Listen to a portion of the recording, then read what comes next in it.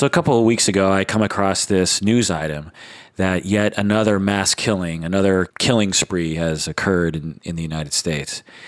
I just thought, oh, just another mass killing. And, I remember Columbine, when it happened, I remember just being very interested in the news story. And as each subsequent mass killing news story popped up since then, I feel like I've become more and more desensitized to it. But this one was a bit more interesting, I think, because I started seeing a lot of people posting things on the internet regarding misogyny. So this killing a couple of weeks ago was the killing in Isla Vista, University of California, Santa Barbara. His name was Elliot Rodger. So at first I just thought it was just another one of those stories and another headline and another tragedy, and we would just move on as a society. But I started seeing a lot of people posting things about misogyny, a lot of things about sexism, a lot of things about men who hate women and want to hurt them. And I thought, well, that's interesting. But I didn't really pay that much attention to it because I was very busy with work and didn't really have a lot of time to look into it. And then I started seeing people posting things saying, not all men. I started seeing men saying, hey, wait a second, not all men are misogynistic people who want to kill women. So I thought, well, that's interesting. Just took note of that. And then I saw a huge backlash on the Not All Men movement called Yes, All Women. And again, read some of that material and was compelled a little bit more about this story. And then I saw some coverage of one of the fathers of the victims of the Isla Vista killings. He was talking about gun control, and he had a very passionate speech about how we need to crack down on guns and how his son would still be alive if we had stricter gun laws. And I thought, oh, okay, well, makes sense. Another mass killing. So, we have to start talking about gun control again and gun rights. And then I started seeing a backlash against that. I saw an article written about something that Joe the plumber was saying, and how he was saying that, I don't know, something obnoxious. Honestly, I can't remember what it was. Something like, just because your son is dead doesn't mean you can take away my guns, or something crass like that. And then I started seeing more back and forth between the Not All Men and the Yes, All Women movements. I started seeing lots of really nasty fighting there. And then I started getting some emails from listeners saying, hey, are you going to weigh in on this? Are you going to have an episode about the Isla Vista killings? I'd be curious to hear what your opinion is. And I thought, maybe I should do that. So here we are. By the way, welcome to the podcast called Psychology in Seattle. I'm your host, Kirk Honda. I'm a professor and a licensed therapist. And today it's just me, and I'm going to be talking about the Isla Vista killings. So I read a lot of stuff on the internet. So take everything that I say in this episode with that in mind. I am, pretty skeptical of things I read on the internet and try to find credible sources and try to verify accounts and this sort of thing. And I try to give it a lot of thought. So it's not as if I'm just blurting out what I've read on the internet, but just, again, take everything that I'm about to say with that in mind, that all my information is from the internet. I've also read a lot of opinions, and I've read a lot of psychological literature on the topic. I've read a lot of statistics, and I've compiled the following talk based on all of that. I have 24 pages of notes, and so I have no idea how long this episode is going to take. In my head, I'm guessing it'll take 5 hours. I don't know. So if you're listening, you might want to settle in, get comfortable, and get ready for a long episode. So my first reaction after reading everything was, frankly, horror. I was horrified by what I read. The killings themselves were brutal and tragic and horrific, terrible and heartbreaking. The way that the killer did it, and the planning that he had, and the videos he uploaded, and the manifesto, and the things that he said, and it all just has a particular flavor to it that is, again, particularly horrifying. The other feeling I had was sadness for the friends and families of the individuals, of the victims, and also for the friends and families of the perpetrator. The perpetrator, Elliot Rodger, seemed to have a caring family. At least that's what it seems like upon what I have available to me. The third emotion besides horror and sadness that I had was just fascination with the story. There are so many twists and turns and so many unexpected elements to this story. It really compelled me. And I thought I was just going to prepare for this episode by, I don't know, taking a couple hours to read various things. I ended up reading and thinking and researching for a number of days, for a number of hours. It really consumed me. It's just a very interesting story that I think relates to psychology and to counseling and psychotherapy a lot. There are some of these mass killings that it just seems like, why are we talking about it in detail? There's really nothing we can learn from it. In this case, I think there is a lot we can learn from it. I think there's a lot of policy changes that can be made as a result of this. I think it has a lot of implications in a lot of different areas that are involved in mental health. So I think that was another reason why it was compelling to me. So a number of questions came up as I was reading through all the material. Questions like, why did this happen? Why did Elliot Rodger go on this killing spree? Why did it happen?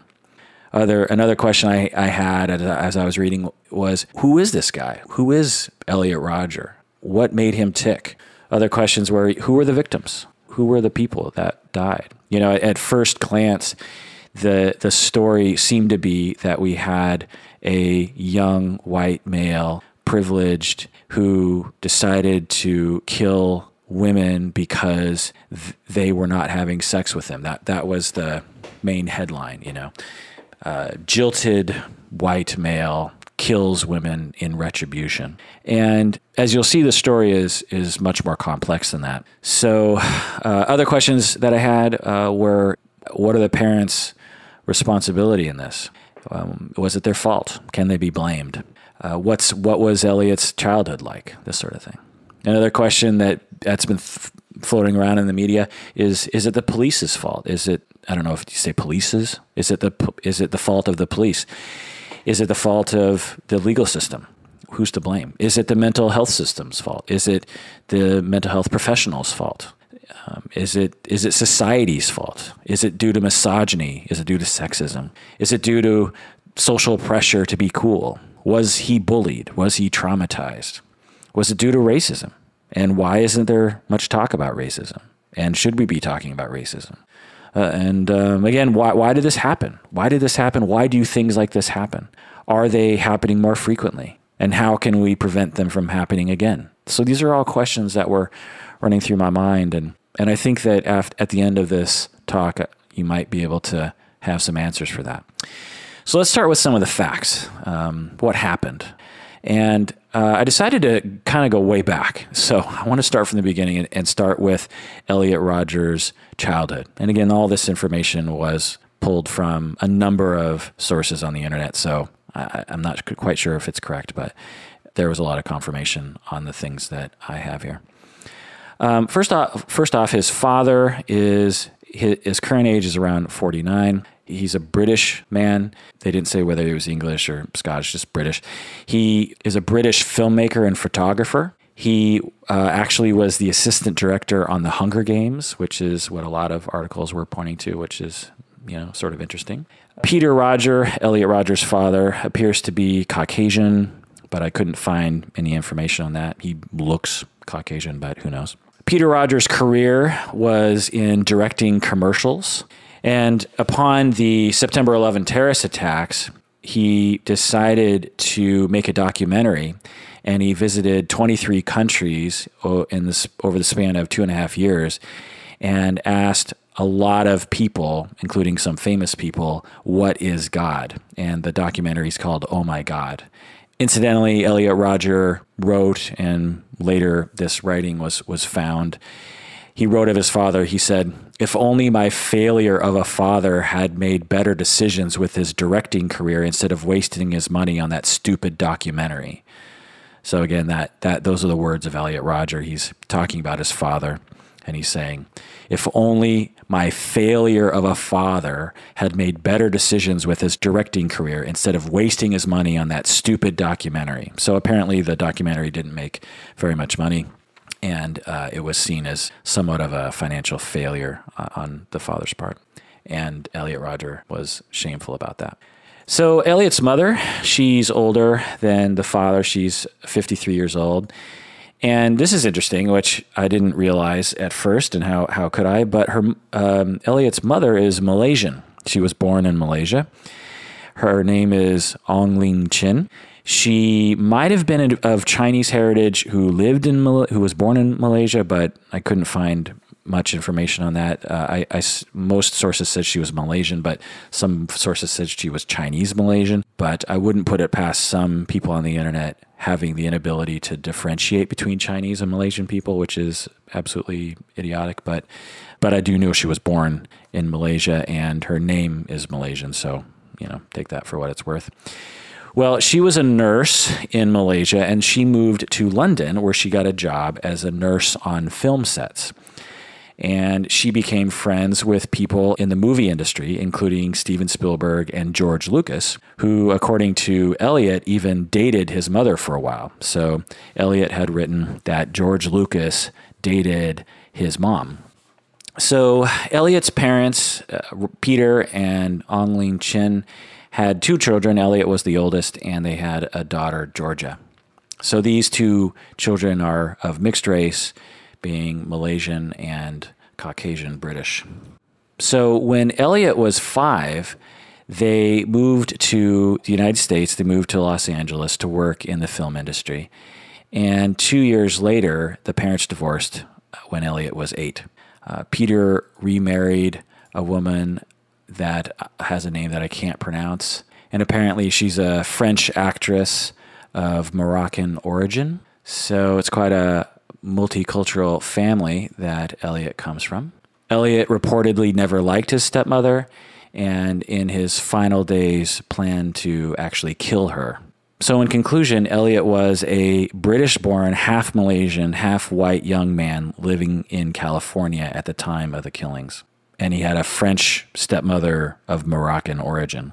So the claim that he was a white American privileged boy is apparently misguided. But I'll get into more of that later. So Elliot had been in therapy since he was a young child. The parents took him to various counselors and psychiatrists throughout his life. He was put on medication. The details I couldn't find. I'm guessing that the various counselors and psychiatrists have not made any public statements yet. I'm guessing that at least some of them will, and we'll have that information at that point. But at this point, we just know that he was put on a number of medication. And incidentally, around the time of the killings, when Elliot was of college age, he refused to take his psychiatric medication. But I'll talk about that more later.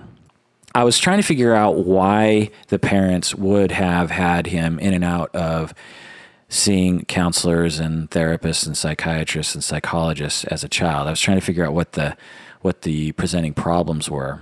And here's the following list that I pulled from many sources, and I can't obviously I can't confirm them, but this is what I'm guessing he was brought into therapy for. He apparently was a very lonely, introverted, and isolated child and young adult. Throughout his life, he would say he was lonely. He was observed to be quite introverted and quite awkward with people, and was very socially anxious since he was a very young child. His parents tried to set him up on play dates, but they never took. His father reportedly said that Elliot was an enigma, that they could never figure out what was wrong with him. Elliot was reported to be distant, remote, and unknowable. He lied a lot of times, and he seemed to not have remorse about lying. A parent who knew Elliot in elementary school described him as an emotionally troubled boy who would come over to their house and just hide from everybody. She said, if I could have picked anyone who would have done this, the killings that is, it would have been Elliot. My husband and I didn't want our son to stay with Elliot. So there was something about Elliot that alarmed parents, and they observed him to be different and emotionally troubled and socially anxious.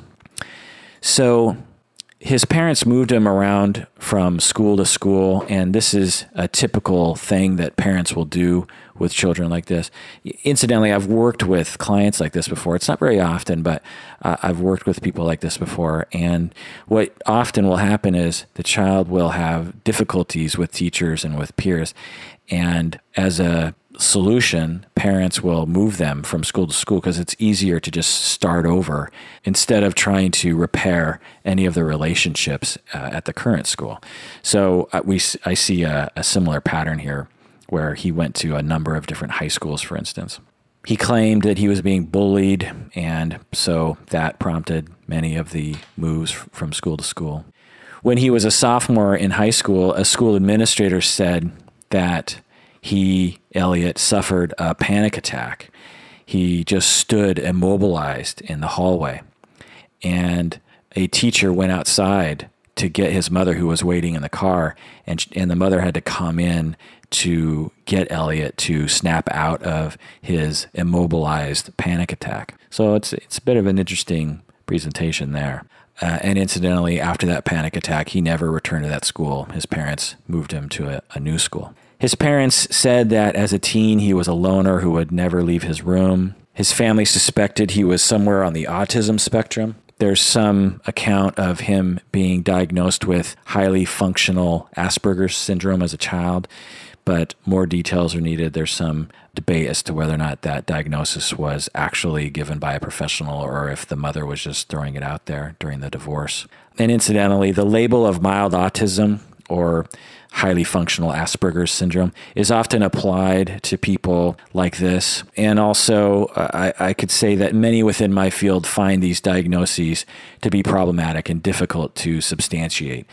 When you have someone that seems to be acting a little strange and they're having some difficulties in school, Asperger's or autism, mild autism, is often one of the first things that people will throw out there as a possibility. And for whatever reason, it seems to provide comfort to people. People want to have that diagnosis. But the fact is that when it comes to mild autism, it's really hard to distinguish mild autism from something else. And honestly, it's hard to really figure out what label to apply to kids like this. And you'll find that a lot of different diagnoses get applied to children like this, but I'll get into more of that later. So in summary, it appears that his parents sent him to many, many therapists throughout his childhood and young adult life, many psychologists, many psychiatrists, many counselors, many social workers.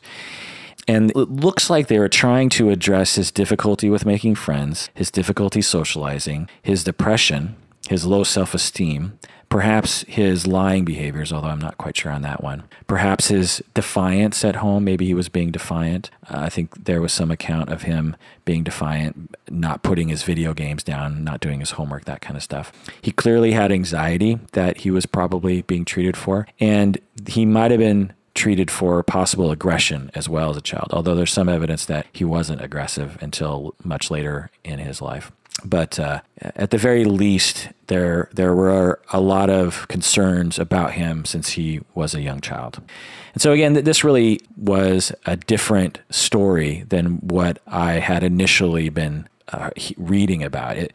The way it seemed, we just had this totally normal person who was this super misogynist and decided to act upon his misogyny and kill a bunch of people. But as we can clearly see here, he had been emotionally troubled for a very long time, and that it's much more complicated than that.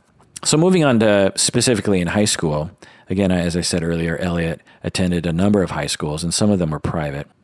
At one of the high schools, at a high school called Taft High School, he complained of being shoved against lockers and belittled by other boys in front of other girls. So right here we have perhaps the first hint of his later obsession about getting the affection of women and being envious of other boys and feeling as if people are ridiculing him in a sexual way. So he complained about being shoved against lockers and belittled by other boys, and it was particularly difficult to him because it was in front of girls.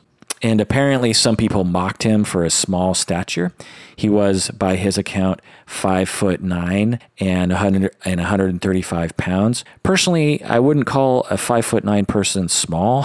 I would call them average, but apparently he had some kind of complex around that and thought that people were mocking him or actually experienced bullying because he was quote unquote small. He wrote about one person taunting him as an average looking manlet. I've never heard that expression before, manlet, manlet, manlet, an average looking manlet, which is, not a nice thing to say to somebody. And Elliot wrote that he responded to this person by saying, "I am a drop-dead gorgeous, fabulous, stylish, exotic gem among thousands of rocks." So I just want to repeat that. This is what he said, that, his response was, "I am a drop-dead gorgeous, fabulous, stylish, exotic gem among thousands of rocks." So it's an interesting response to that. And right here, we start seeing this evidence of a complex or of a particular personality in which he feels persecuted or is persecuted and responds by being extremely grandiose about himself. He doesn't respond by saying, "Hey, I'm not that bad looking," or "Hey, girls like me sometimes," or "Hey, I'm not that short, I'm average." Instead, he comes back by saying, "I am a drop-dead gorgeous, fabulous, stylish, exotic gem among thousands of rocks." So, interesting narcissistic response. It should also be noted that in high school at Taft, a behavioral specialist for the school district was assigned to him to help him cope with anxiety and other odd behaviors. So this is not a normal response from a school district. So for a school district to assign a behavioral specialist specifically to him to walk around with him and perhaps even sit in class with him, this is an extreme response and would only be done under extreme circumstances in all likelihood. So right here we have evidence that, at least partial evidence, that there were a lot of people who were observing him to be concerning and to have severe emotional problems. So at some point later on, he ends up at another high school called Independence. I think it's called Independence High School. And in his manifesto that he later wrote, he recalled bursting with excitement on his first day at which would be his third high school that he was attending. And this was a school, he was probably optimistic about it because it had only about 100 students and it just had about 3 or 4 hours of instruction each day instead of 6 or 7 hours. And the school had a mission to help troubled children. So he was told that apparently, and he had a lot of optimism about coming to this high school, and he seemed to be very happy about it. But that turned into dread on the first day. His father was driving him to school, and he was in the car, and Elliot spotted quote unquote huge high school students walking around. And he said in his manifesto that he cried in his car for a few minutes, telling his father that he was scared to get out. So again, we see a continuation of a number of themes here: social anxiety, odd thinking, a kind of elevation of other people. It's interesting that as he was pulling up to the school, he focused on how huge the high school students were, and he felt instantly intimidated by that. Now, I should start adding into the conversation here the possibility that Elliot was traumatized. There is a lot of arrows pointing at Elliot being traumatized as a young child, say around 4 or 5, or even younger, or somewhere around there. But there's no direct evidence of that. But I don't want to be one of those people that thinks trauma is everywhere. It's definitely possible that he was never traumatized, but there seems to be a lot of arrows pointing in that direction. I wouldn't be surprised if eventually there is a revelation that he had indeed been severely traumatized. And by the way, I'm not diagnosing him at all. He's not my patient. And I hate it when people in the media diagnose people without having that person as a client. So I'm not diagnosing him by any means. I mean, everything I could be saying could be based on complete falsehoods. The only way for any of us clinicians to have a grasp on what the true clinical picture for Elliot would be to obtain the psychological reports, then we might be able to see a lot more. But So just, take all that I'm saying with that in mind. So just some other things about him at Independence High School. Elliot waited for the halls to clear before walking to class. So he would wait in his classroom. He'd look out the window. Everyone would be walking to and from class, and he would wait for it to clear before he went to his next class. That's how afraid he was of other people. He reportedly barely spoke to anyone. He was, extremely quiet. He wrote in his manifesto that the other students threw food at him during lunchtime and threw food at him after school. He wrote, "What kind of horrible, depraved people would poke fun at a boy younger than them who had just entered high school?" So if we're to believe this account, he was being bullied, and this was very difficult for him, and added insult to injury. He was described by school staff as socially awkward. He had trouble making eye contact, and he was extremely withdrawn, apparently. Yet, at the same time, a lot of people apparently liked him and said that some of the students had felt protective of him. And some of the staff members had referred to him as, quote unquote, our Elliot. So they said, "Oh, there's our Elliot. Go out there and protect our Elliot." So it wasn't all negative, apparently. And also, it should be pointed out that he reportedly was not violent or aggressive in high school. There was a lot of concern about him, but violence and aggression was not one of those concerns. One of the staff people said he presented as very innocent, very soft-spoken, and he never raised his voice. So it's interesting, right? But before long, as high school progressed, he withdrew from his classwork and began to become obsessed with World of Warcraft. He withdrew from people even more and just played video games in his bedroom. And this is, again, a very common presentation that I see in clients like this. I see a lot of young men who will have trouble in school and socializing and with their family. And at first in high school, freshman, sophomore year, they're still basically trying. But by junior and senior year, it seems to reach a tipping point, maybe halfway through their sophomore year. And they, a lot of times, will just give up on school. They start to skip school. They stop turning in their homework. They withdraw a lot. They refuse to participate in family get-togethers and this sort of thing. And they just sit in their room and play video games all the time. So I certainly have seen this before. And that's another reason why this story is so compelling to me, because I have seen children like this before in my practice, and it makes me really want to know this story even more. Also, he reportedly fought with his stepmother when she told him to get offline.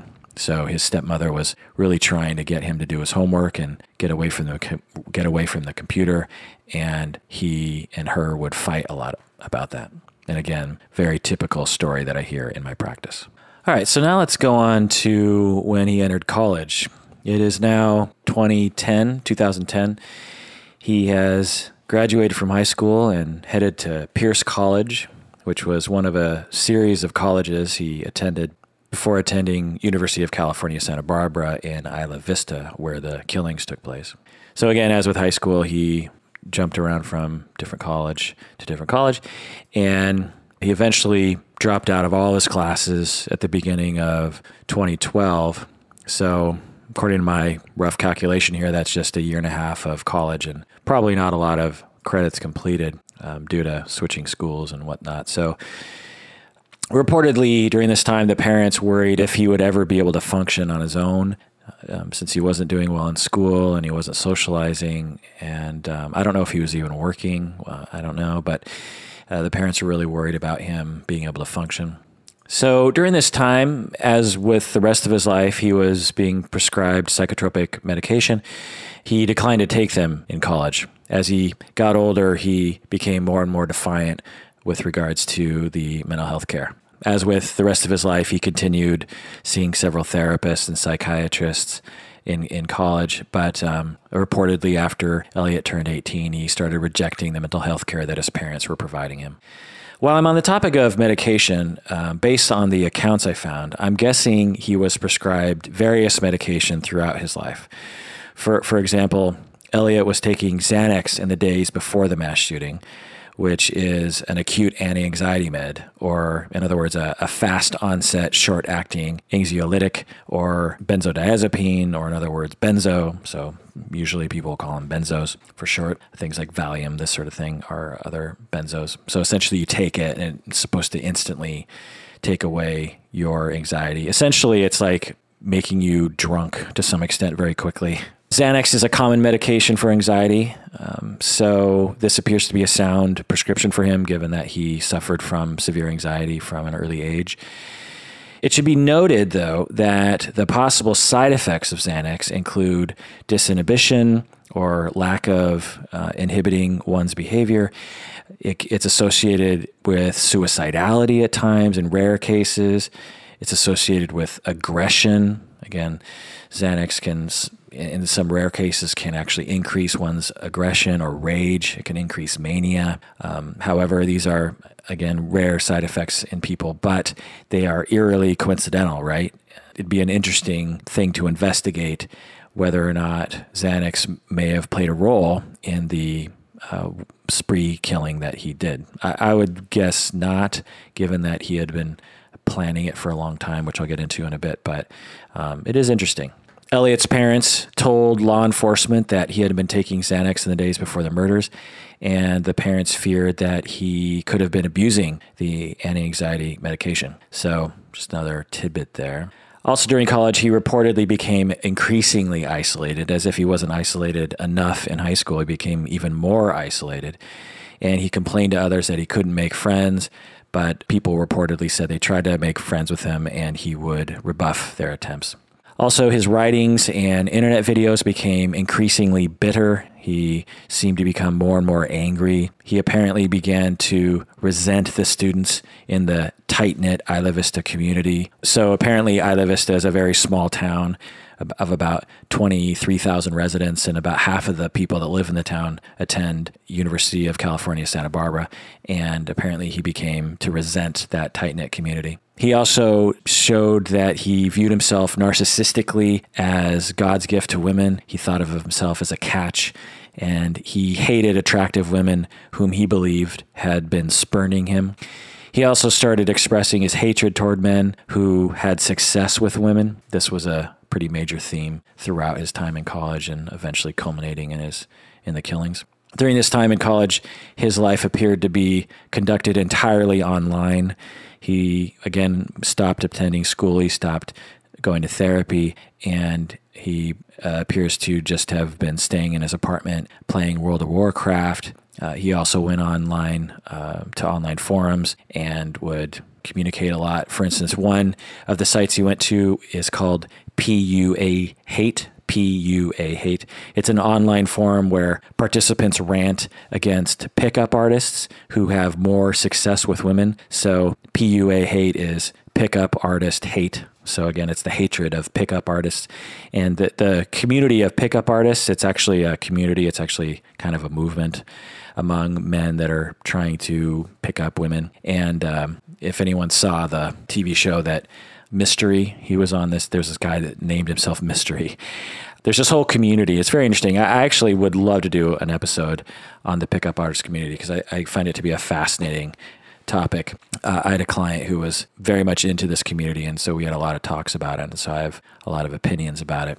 So Elliot Rodger, on this website called PUA Hate, he expressed his disgust at women. He questioned how women could have resisted him. Also on the site, some of the members identify as incels, or in other words, it's a abbreviation for involuntary celibates. In other words, people who are not having sex but want to have sex. Apparently, there's a movement among people who are unwillingly celibate, and they call themselves incels. So on this site, in the forums, he urged other incels to fight back and make women fear them. He would rant about how all of us incels need to rise up and make women fear us, and we need to make them have sex with us and these kinds of things. So sometimes others on this site would express solidarity with Elliot. They would say, yes, we need to do these sorts of things. But most of the time, people would criticize him for being desperate, insecure, entitled, bitter, and whiny. So as we can see, he was expressing his odd opinions early years before the killings, and people were reacting negatively against him during that time, even on the internet, which is surprising given the way people express themselves on the internet. So that brings us to 2011, 3 years ago. This is when he reportedly started to plan his killing spree. So this is interesting. So it wasn't just a sudden event that happened. He had been planning this killing spree as far back as 3 years ago. So it's just interesting. A year later, in 2012, he started purchasing handguns, and he, again, stopped seeing a psychiatrist. So 1 year ago, 2013, in July of 2013, there's this interesting event that was reported a lot on. It was July 20th, 2013. He went to a party and apparently tried to shove women off who were sitting on a ledge. So apparently he's at a party and there are a number of women near a ledge, and he was trying to shove them off. And he wrote about this. He said that he couldn't shove the women off of the ledge, and then several men intervened and pushed Elliot off the ledge instead, and he injured his ankle. He wrote that he felt a snap in his ankle followed by a stinging pain, and he tried to get away from there as fast as he could. But later, quickly, he realized that he had left his Gucci sunglasses at the party, and Elliot returned to retrieve them, but some of the people he had tangled with before began mocking him and calling him names. Then they apparently dragged him into the driveway and beat him up. This is his words.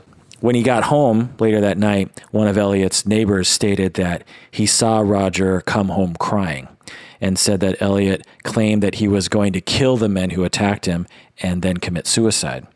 So this is a year before the killing spree, and we see him doing strange things, trying to push people off a ledge, which it's hard to imagine why someone would do that. And then some other men trying to presumably protect the women, push him off the ledge, and he hurts his ankle. He's humiliated. He comes home. He's crying, and he says he's going to kill all those guys, and he's going to commit suicide after. Actually, Elliot called the police on the men when he got home.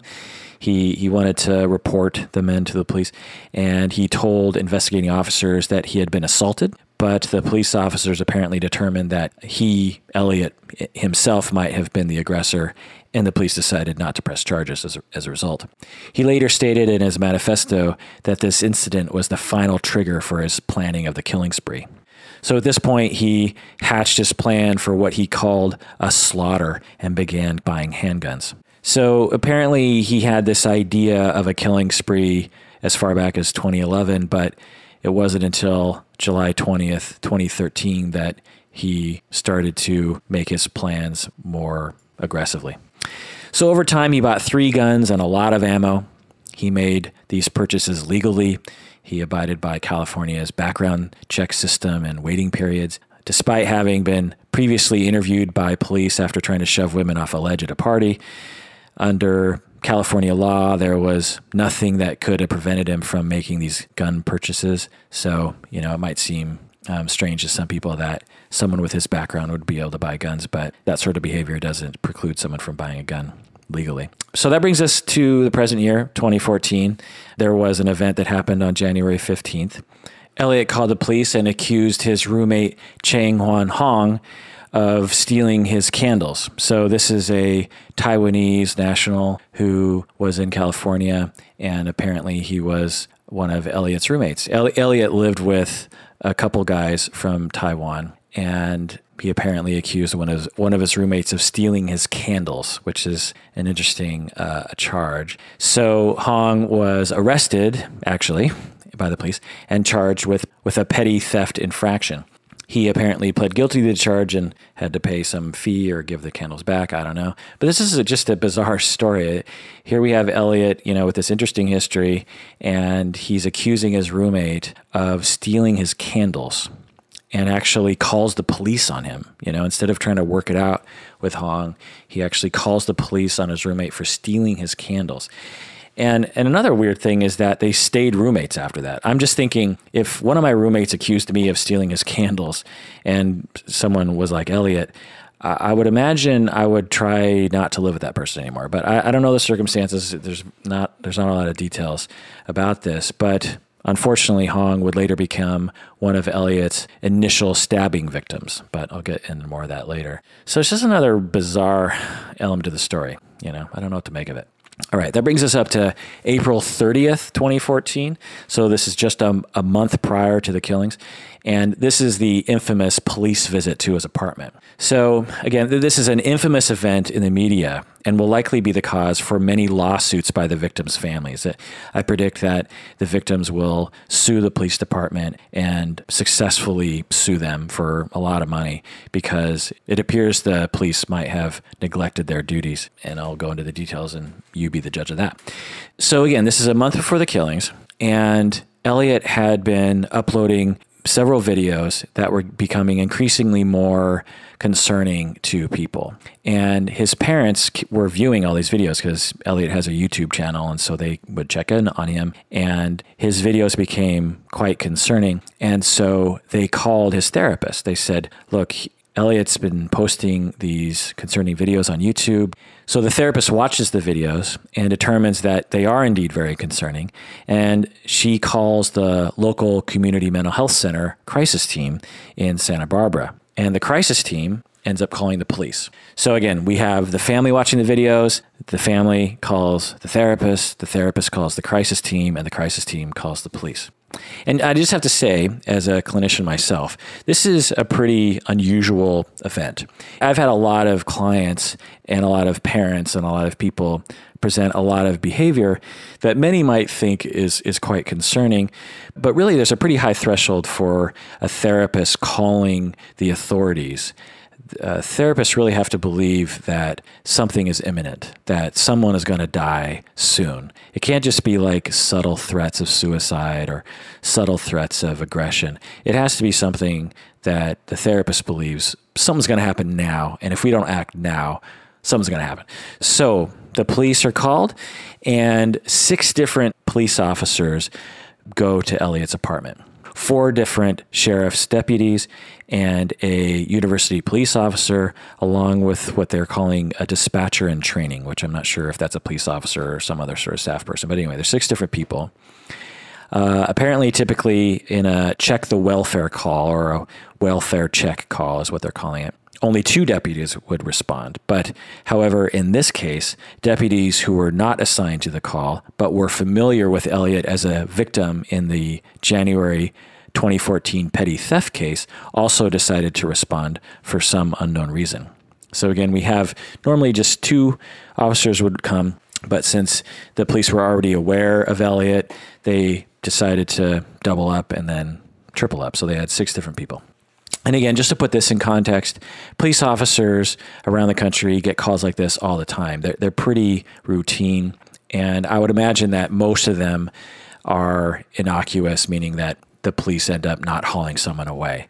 So again, just to highlight this, the police, this particular police visit has been focused on by the media. Many say that if the police had done their job in this moment, the murderer would have been caught prior to the day of the murders, and the murders never would have happened.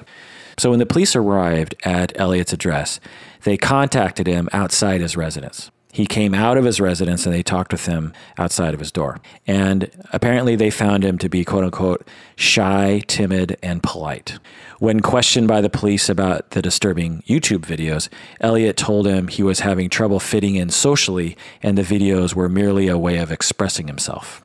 Based upon this, the police concluded that Elliot was not an immediate threat to himself or others, and that they did not have cause to place him on an involuntary mental health hold or to enter or search his residence.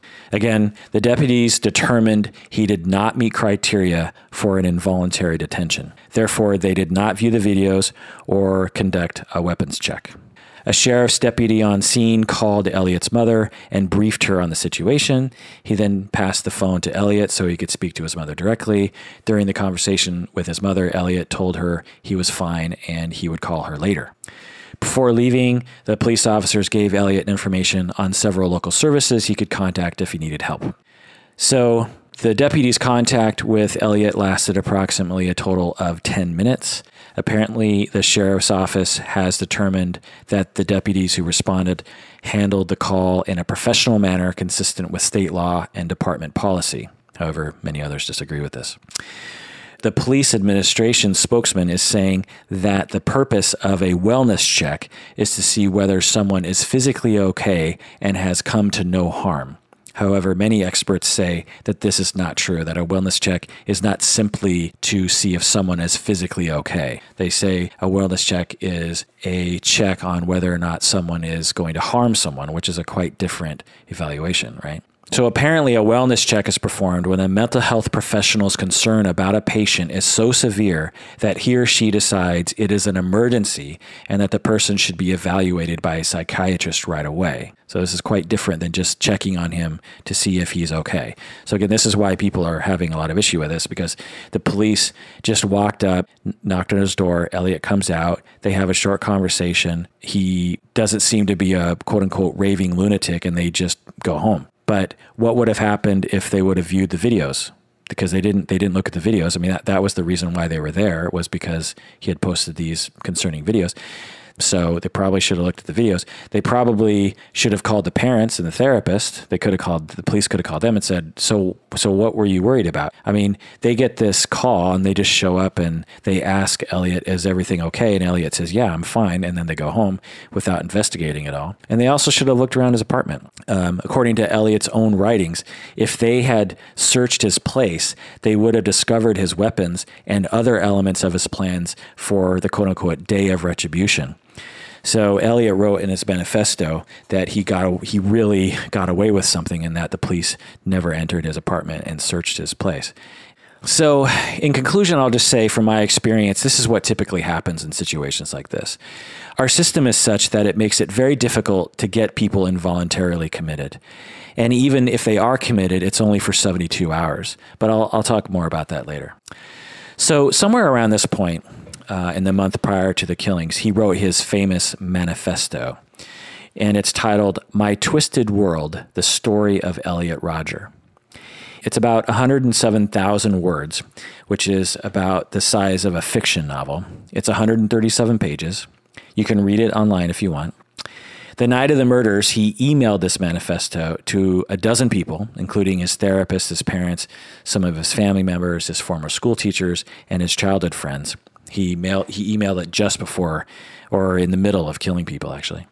In it, he mainly lashes out at women for rejecting him, and he also lashes out at men for being more smooth with the ladies.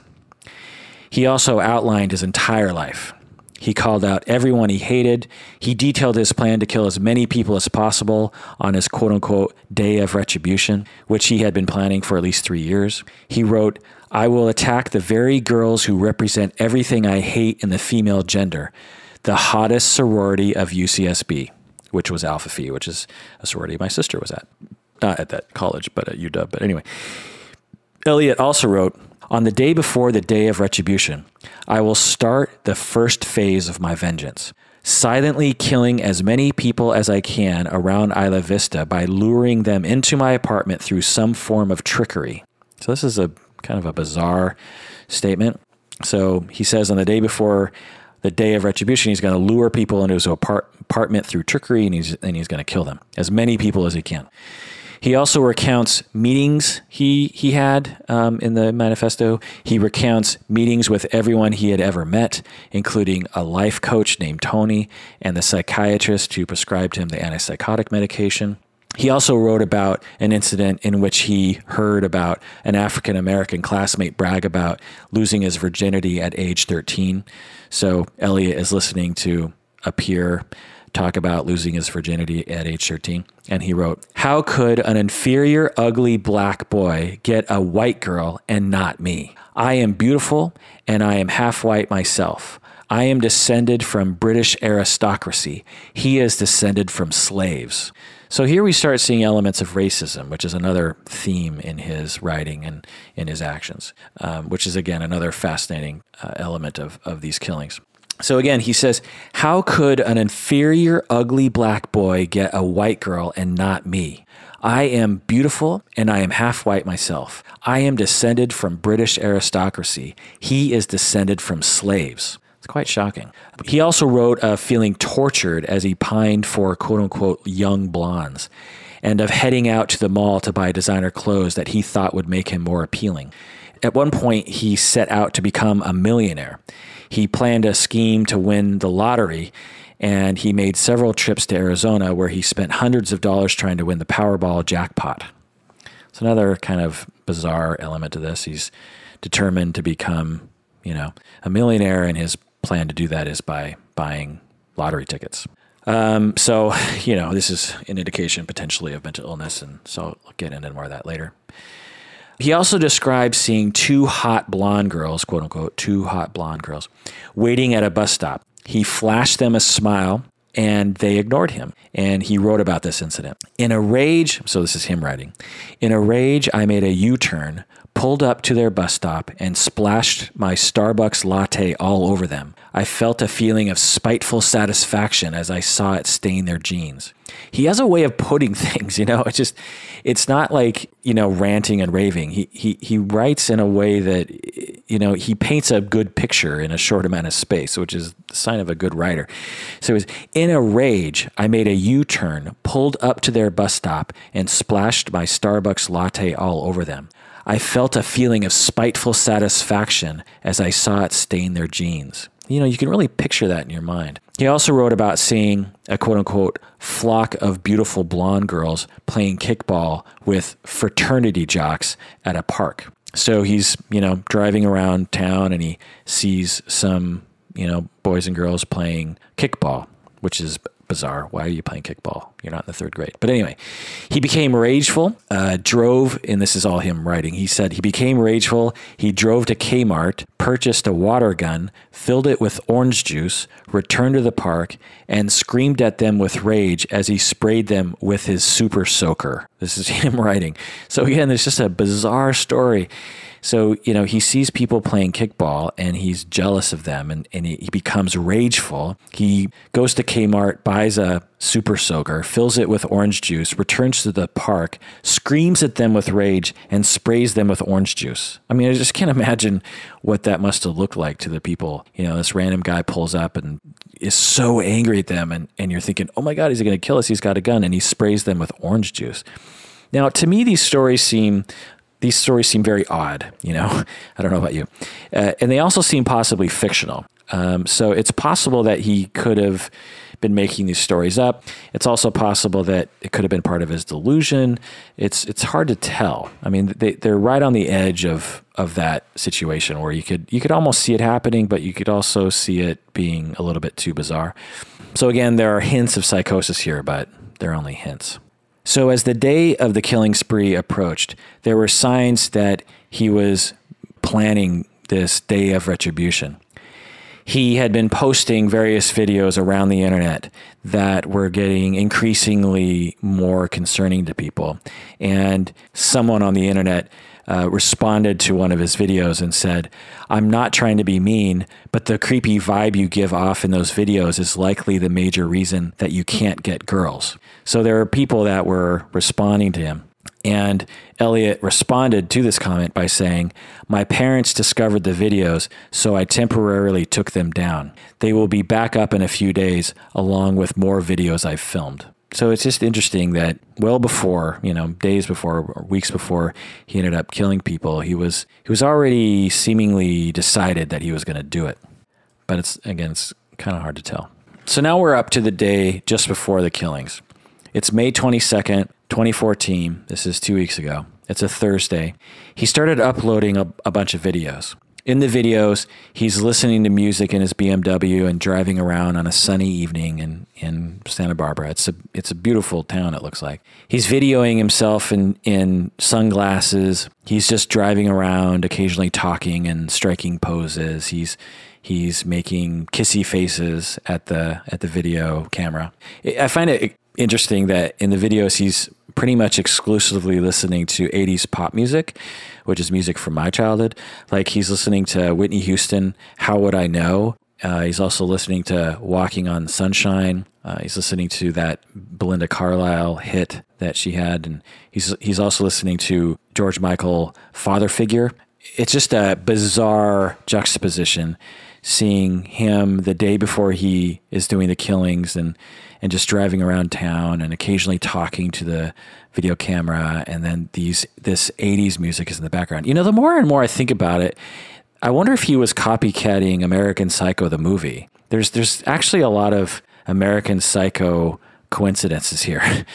But anyway, so there's an infamous final video that he recorded the day before the killings. So he recorded the video just the day before, but he uploaded the video during the killings. So I just thought I would just play it because you really just have to hear his voice. So I'm just going to play it now. Hi, Elliot Rodger here. Well, this is my last video. It all has to come to this. Tomorrow is the day of retribution. The day in which I will have my revenge against humanity. Against all of you. For the last 8 years of my life, ever since I've hit puberty, I've been forced to endure an existence of loneliness, rejection, and unfulfilled desires, all because girls have never been attracted to me. Girls gave their affection and sex and love to other men, but never to me. I'm 22 years old, and I'm still a virgin. I've never even kissed a girl. I've been through college for 2.5 years. More than that, actually. And I'm still a virgin. And it has been very torturous. College is the time when everyone experiences those things such as sex and fun and pleasure.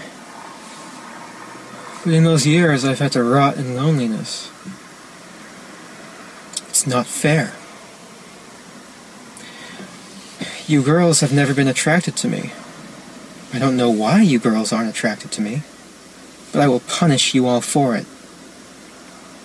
It's an injustice, a crime, because I don't know what you don't see in me. I'm the perfect guy. And yet you throw yourselves at all these obnoxious men, instead of me, the supreme gentleman. I will punish all of you for it.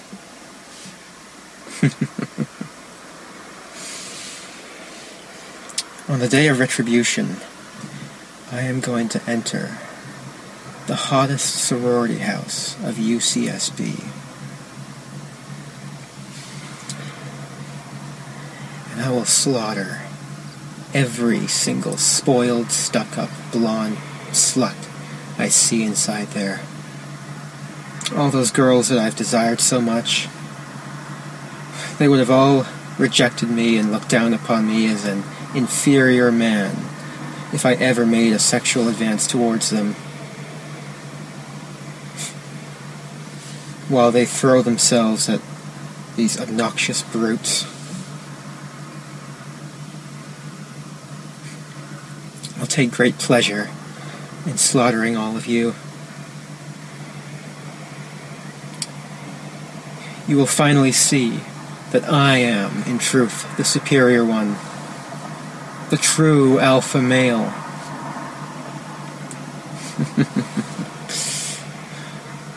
Yes. After I've annihilated every single girl in the sorority house, I'll take to the streets of Isla Vista and slay every single person I see there. All those popular kids who live such lives of hedonistic pleasure while I've had to rot in loneliness for all these years. They've all looked down upon me every time I tried to go out and join them. They've all treated me like a mouse. Well, now, I will be a god compared to you. You will all be animals. You are animals, and I will slaughter you like animals. I'll be a god, exacting my retribution on all those who deserve it. And you do deserve it, just for the crime of living a better life than me. All you popular kids, you've never accepted me, and now you'll all pay for it.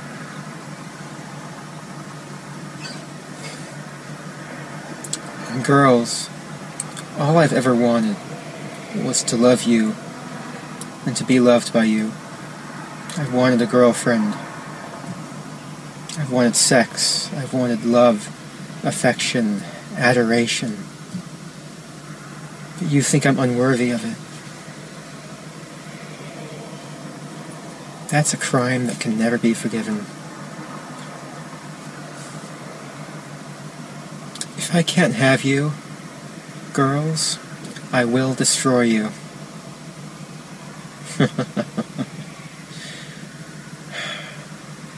You denied me a happy life, and in turn, I will deny all of you life.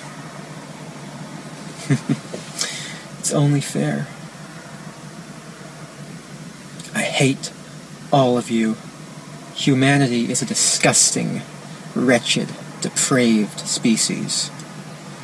If I had it in my power, I would stop at nothing to reduce every single one of you to mountains of skulls and rivers of blood. And rightfully so. You deserve to be annihilated. And I will give that to you. You never showed me any mercy, and so I will show you none.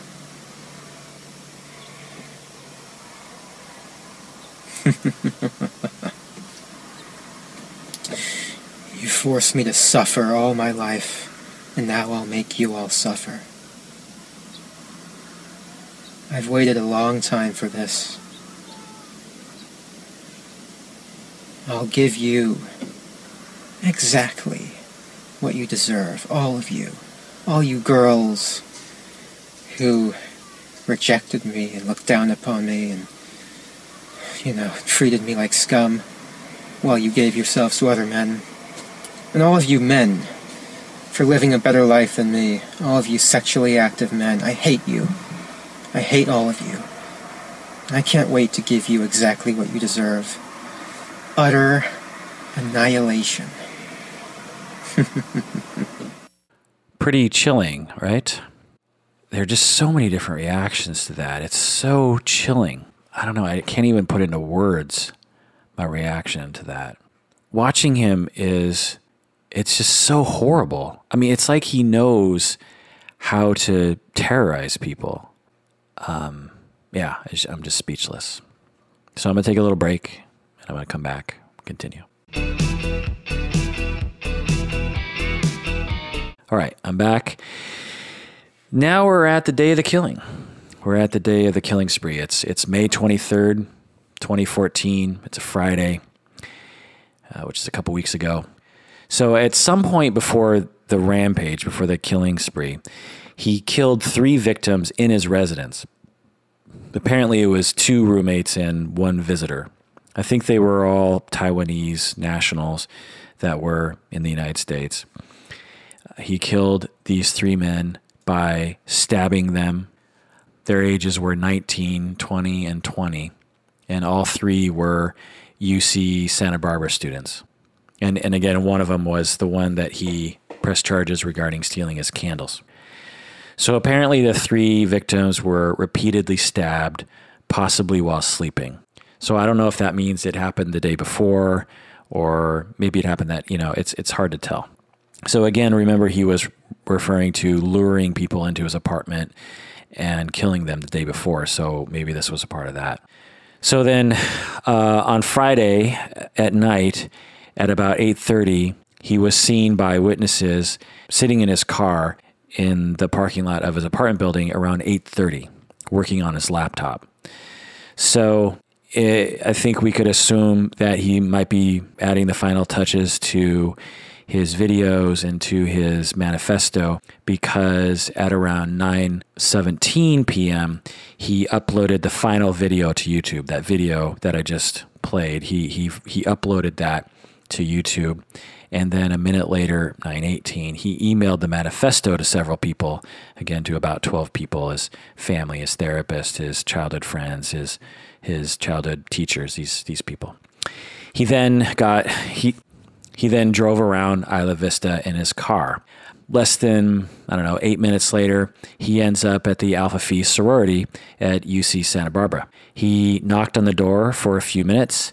He was loud and aggressive. He was knocking for, again, a number of minutes, but no one opened the door. After no one answered, he left the door of the sorority house, and within 20 paces, he encountered a group that included the two next victims on his list of 6 people that he ended up killing, Veronica Weiss and Catherine Cooper. So witnesses in the Alpha Phi sorority, because they had come to the windows wondering, who is this guy banging on our front door? And as they watched him walk away, they saw him shoot and kill 2 UCSB students, and he also shot a 3rd woman, but she survived. So Veronica Weiss was 19 and Catherine Cooper was 22. He then fired at a nearby couple. The man was wounded, while the woman received a superficial graze injury. This is when the first 911 call was placed. It's about 9:27 p.m. So then he jumped in his car and he drove to a nearby delicatessen. He got out of the car, went inside the deli, and killed another UCSB student, a male, by the name of Christopher Michaels Martinez, age 20. This is the victim whose father was at the press conference advocating for stricter gun laws. But anyway, police officers were nearby and saw his car driving away from the scene. And by the way, all the killings and all this occurred within a few blocks of his house. So he just got in his car, started driving around where he lived. And so all this occurred within a few blocks. So after this shooting at the deli, Elliot returned to his car and drove off to another place where he fired multiple rounds at 2 people on the sidewalk. He missed both people, thank God. He drove his vehicle down the wrong side of the road at this point so he could fire out the driver's side window, being parallel to the sidewalk. He then brandished his gun at a different woman, but did not shoot her for some reason. So there were reports of him talking to a lot of victims before shooting them. So he's driving around, talking to people, shooting them, sometimes not. So he continued driving, and he, again, pulled a handgun on a female and fired more shots. He also spotted some police officers at that point, and he started firing shots at the police officers. The police officers fire back.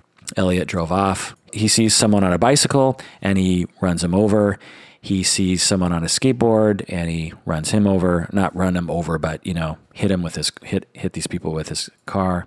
He started firing at more pedestrians. He hit 3 more pedestrians, but didn't kill them. Then he shot another pedestrian, but that person did not die. He encountered 4 more police officers running in response to the gunfire. He fired at them as he drove by. 3 of the 4 deputies returned fire, striking his car as it went by.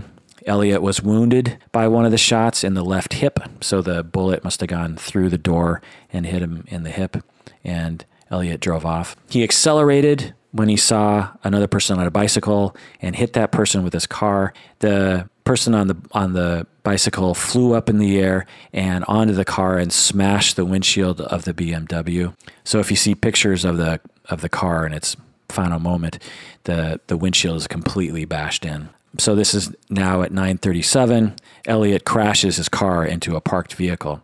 The deputies run up, pull him out of the car, handcuff him, but then they see that Elliot had a gun wound to the head and that he was dead. So it's unclear when Elliot shot himself, but it seems likely that after the car crashed, he decided to kill himself at that point. They found 3 handguns and 400 rounds of ammunition in the car. All the ammunition was loaded into 41 magazines. So again, he had 3 handguns and he had 40 clips of ammo ready to go. So shortly after the killings, about 20 minutes later, Elliot's therapist saw the final email that Elliot had sent a little bit earlier. The therapist contacted the police department at approximately 10:11. The therapist also called Elliot's mother. The mother read the manifesto and immediately went to YouTube because, he was often uploading things to YouTube. She saw that video. She then called her ex-husband, Elliot's father, and the parents raced in separate cars from Los Angeles to Santa Barbara, but obviously were too late. So that's that. Now for the aftermath. One of the interesting stories that I read about was that the fathers met up. Peter Rodger, Elliot Rodger's father, he met up with Richard Martinez, whose son was killed in the deli. Richard Martinez reached out to Elliot's father, and Elliot's father agreed to a private meeting. Many have said that the meeting was odd, but I think it was probably a good thing. Whenever we want to heal from our emotional wounds, I think sometimes meetings like this can facilitate that. So after compiling all of that information, the first thing I looked up was what experts were saying about his diagnosis. I was very curious to see what people were saying, and I was quite shocked by some of the things I was seeing. I saw many diagnoses being thrown around: narcissistic personality disorder, psychosis, paranoid schizophrenia, schizotypal personality disorder, mania, bipolar, mild autism. I also saw a creatine overdose. Apparently he was taking creatine to get buff, to work out. I saw many people writing about how he was an obvious manifestation of misogynistic Seth Rogen movies. So if you know who Seth Rogen is and Judd Apatow, they were accused of having propagated certain cultural understandings that led to this killing. Seth Rogen and Judd Apatow actually fought back on these accusations. Also, another pseudo-diagnosis given by a psychologist, actually a licensed psychologist, who was being interviewed on Fox News. This psychologist diagnosed him with, quote-unquote, unsatisfied gay tendencies. So I don't know what that's all about. So personally, I don't like to diagnose from afar, but after reviewing all the documents and the videos, I thought I might provide the following tentative commentary. I'm guessing he would have been puzzling in an assessment because he does not fit neatly into any particular diagnostic category, in my opinion. And again, I should couch all of this in the reality that if you presented the same data to 10 different clinicians, you would get 11 different opinions. So regarding autism, if he was autistic, it was a very mild case. But I don't know why that diagnosis would be necessary given his other presentation. He certainly didn't seem autistic to me. I mean, if you hang out with people who are diagnosed with autism, there's a certain way that they tend to act, and he didn't present that way. It's possible. I mean, I could see someone making a case that his social anxiety and his perseveration and his inability to socialize could all be evidence of mild autism, but it seems like a stretch.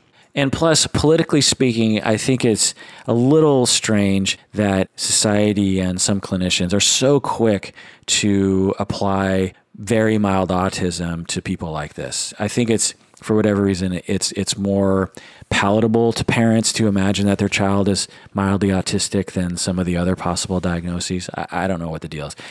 And it should be noted that the nature of mental illness is not a hard science. When we are evaluating people, especially people that don't fit neatly into one of the diagnostic categories, there's a lot of guesswork and a lot of people saying, well, he fits the criteria, those kinds of statements. It's not like medicine where if you have a tumor, you can find it. You know, if you have a tumor, you can see it in imaging, or you can actually open up the body and see the tumor. When it comes to mental illness, there's nothing to see. You just have to go off of self-report or certain tests that are correlated with particular things. And a lot of it is socially constructed. You know, a lot of what we consider to be particular mental illnesses are constructed socially. We invent them. We see particular things and we apply labels to them. But the particular disorders have been argued to actually not exist, if that makes any sense. I won't go into that too much, but anyway. So regarding narcissistic personality disorder, he certainly fits several criteria, but clinicians need a lot of face-to-face time with a patient before making such a diagnosis. Personality disorders are quite complex, and I won't go into the details on that, but just know that when responsible clinicians diagnose someone with something like narcissistic personality disorder, they usually will work with someone for a number of weeks, if not months, before they can really firmly say that someone has the disorder. So it's unclear if he suffered from social anxiety or if he saw the world in such a way that mandated social fear. if that makes any sense. So social anxiety alone, if someone's just suffering from what we call social anxiety, the individual will often see it as excessive and irrational. They'll say, I'm very shy or something, they'll say something like that. They'll recognize that their anxiety is probably excessive. But he did not appear to have that judgment. He appeared to have an odd point of view of what other people were thinking, and that might have led to his social anxiety. So there's evidence in the record that throughout his childhood and adolescence, he had a lot of social anxiety. He isolated himself, and he was very awkward around people, and he was terrified of people. And so if he just had social anxiety, in all likelihood, he would have been able to say to himself, well, I'm just a very shy person, and I'm very introverted, and I have trouble talking to people. That's what people with social anxiety will say. But there's another group of people that if you believe that people are evil, if you believe that people are out to get you, then that will make you very afraid of them, naturally. So the fear is rational. The fear is normal given the way that you see the world, which is not normal. So if you see the world in a not normal way and it produces normal anxiety, then you wouldn't call that social anxiety. You would call that an anxiety associated with some other disorder. But again, it's really hard to tell. And again, I'm not diagnosing from afar. So this would be more akin to a delusion. If you had a delusion that society was out to get you and you were afraid as a result of that, then the diagnosis would be a delusion or psychosis or something along those lines. You wouldn't necessarily diagnose the person with social anxiety. So one approach to cases like this that are difficult to pigeonhole into a particular diagnosis is to just list what we see and not try to fit them into one of the limited number of DSM-5 diagnoses that are available to us. So let's assume that his videos, his manifesto, and his online activity were all an accurate representation of the way that he thought. Now, that's an assumption that we can't really confirm. It's possible that he was lying the whole time, but let's just assume that these videos and the manifesto and all his online activity were an accurate representation of what was going on in his mind. But again, we can't assume that. So we see that he was extremely socially anxious from an early age, and no matter how many therapists he went to, he remained anxious, if not became more anxious. So we can make that observation. He had a very odd way of thinking about social situations, as we can see. For instance, remember the story of him driving up to the school, and he's very optimistic. It's a special school for special kids, and it's a small school, and he's very excited. And without even getting out of the car, he just sees the other high school students, and he's terrified at how huge they are. Now, unless these, kids were somehow off the curve in terms of their body size, I'm guessing they weren't. I'm guessing they were average. And if we, again, consider that he was average, if not just slightly below average size, then, that's a strange reaction to have. Again, there's a possibility here that he was traumatized and his PTSD was triggered, but we don't see any direct evidence of that. So in lieu of any kind of PTSD, we see here that he had an odd way of thinking about social situations. Everyone, when they pull up to a high school, is a little bit afraid. They're a little bit like, oh God, are they going to accept me? What's going to happen? But his reaction was really quite severe. And again, it wasn't that he was saying, oh boy, I'm shy, I don't know what to do. He had a way of looking at other people as if they were going to harm him. And again, is it PTSD related, or is it some kind of thought problem? Another thing that we might be able to say based on things that we see on the internet is that he was paranoid about the way others viewed him. He thought women were purposely denying him their bodies for sex. He said this many, many times in the video and his manifesto. For instance, one of the quotes he said was, "Why do women behave like vicious, stupid, cruel animals who take delight in my suffering?" So this is a very odd way of looking at the situation. He's 22. He stated in the video that he's never even kissed a girl.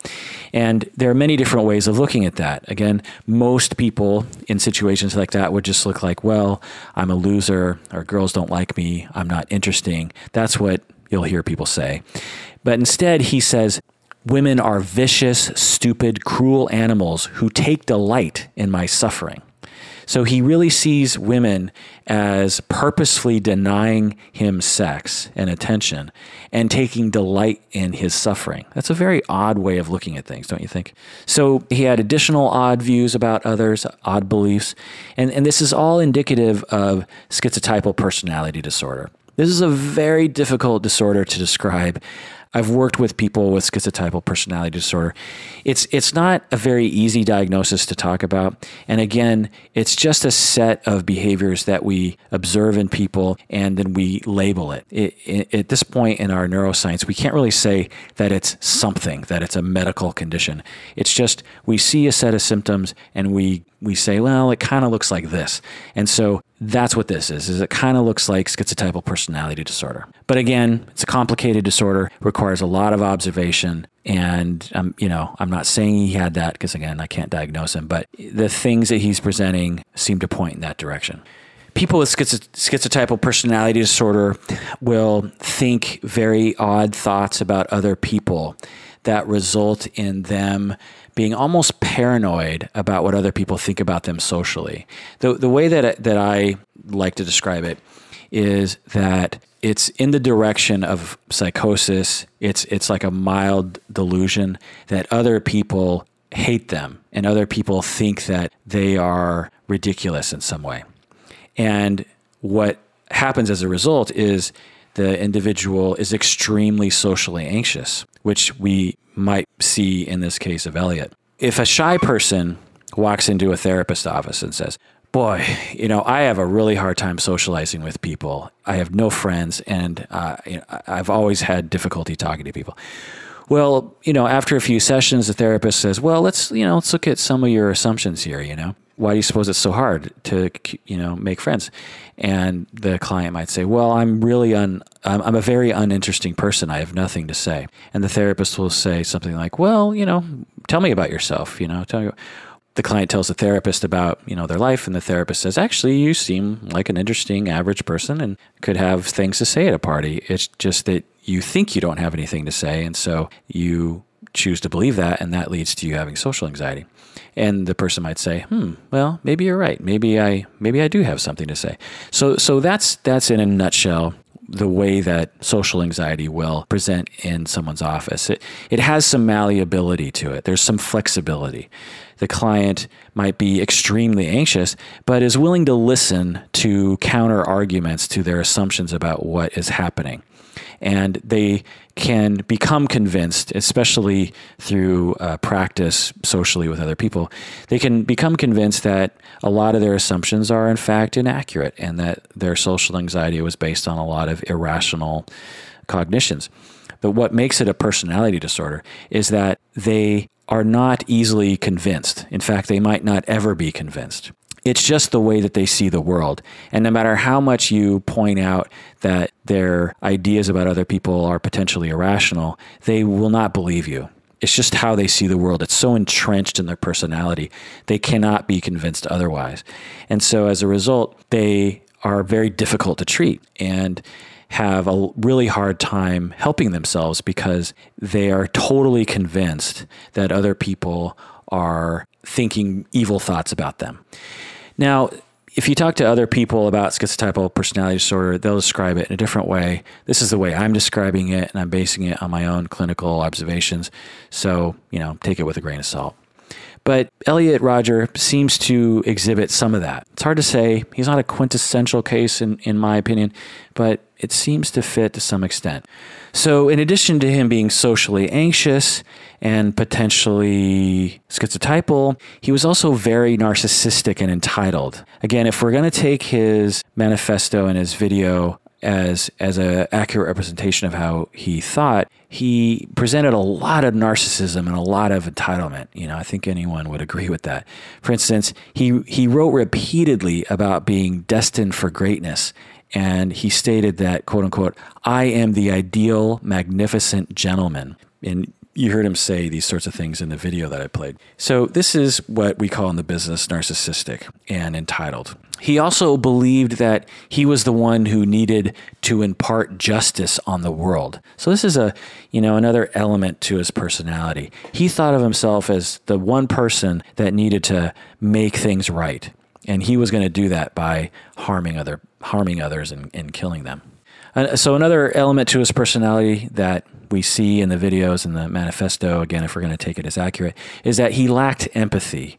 And this is an important thing to identify in some people. He seemed to lack the ability to care about other people's feelings, clearly, right? Another thing we see is that he had sadistic fantasies. And here's a quote. He said, "I will cut them, flay them, strip all the skin off their flesh, and pour boiling water all over them while they are still alive, as well as any other form of torture I could possibly think of.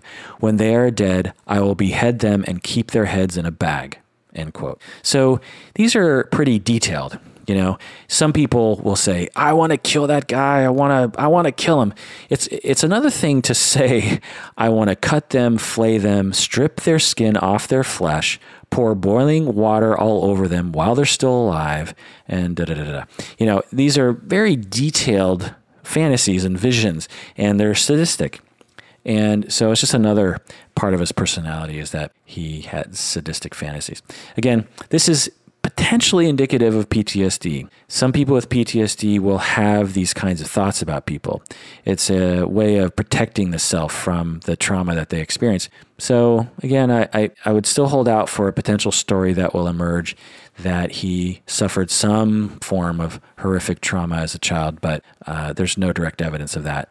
So I just don't know yet. So I've listed a lot of what we call in the business psychopathic traits.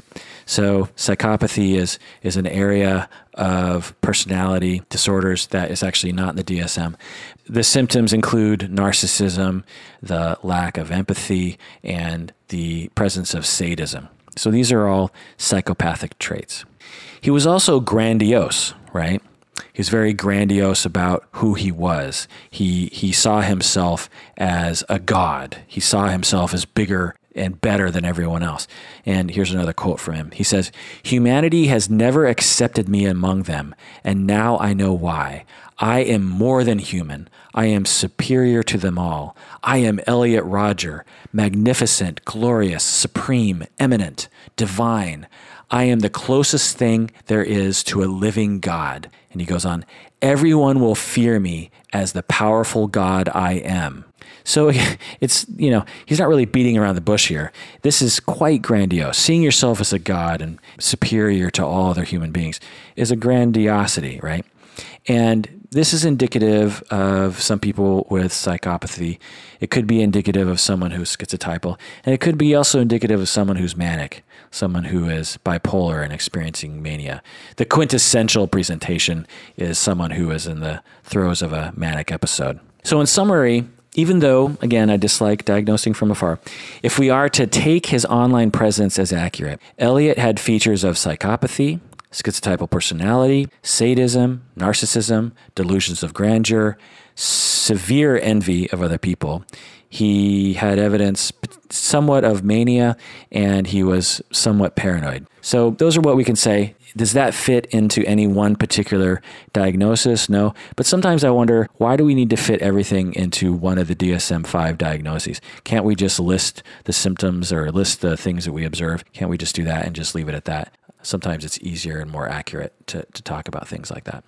So again, we have psychopathy, schizotypal personality, sadism, narcissism, delusions of grandeur, envy, paranoia, and possible bipolar. So lots there, right?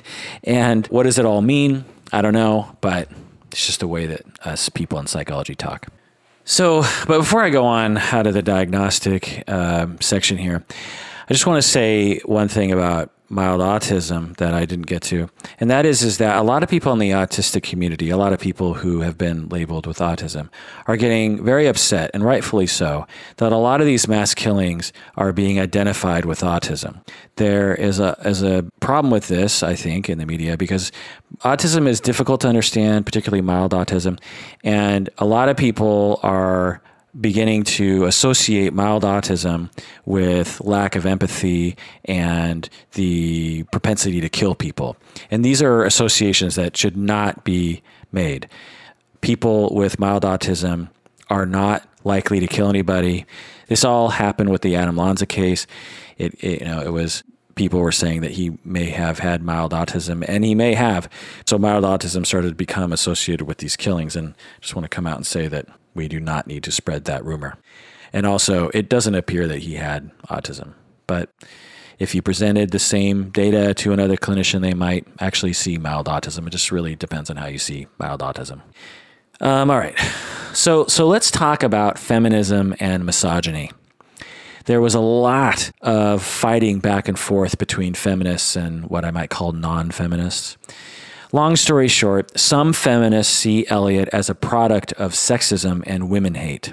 They will point to the fact that in the last 33 years, 70 of the 71 mass murders in the U.S. were all men. And why is that? Feminists, which I consider myself one of, tend to see a lot of social construction and a lot of culture in our behavior. And they would say that, if you have the majority of mass murderers being men, then we must be teaching men to do something that makes them be more likely to kill people. And there's a good argument for that. It's hard to prove, but there's a very good argument for that. And they'll also say that men are socialized to believe that they're entitled to women's bodies, which results in many social ills, including sexual objectification and even rape.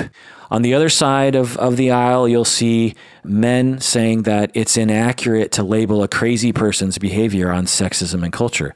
So these men see themselves as nice people who would not hurt a fly, and that these feminists who are equating Elliot Rodger's behavior as misogynistic, these men see this as an attack upon the male gender. It's a bit of a stretch, but it seems as though that's what they say.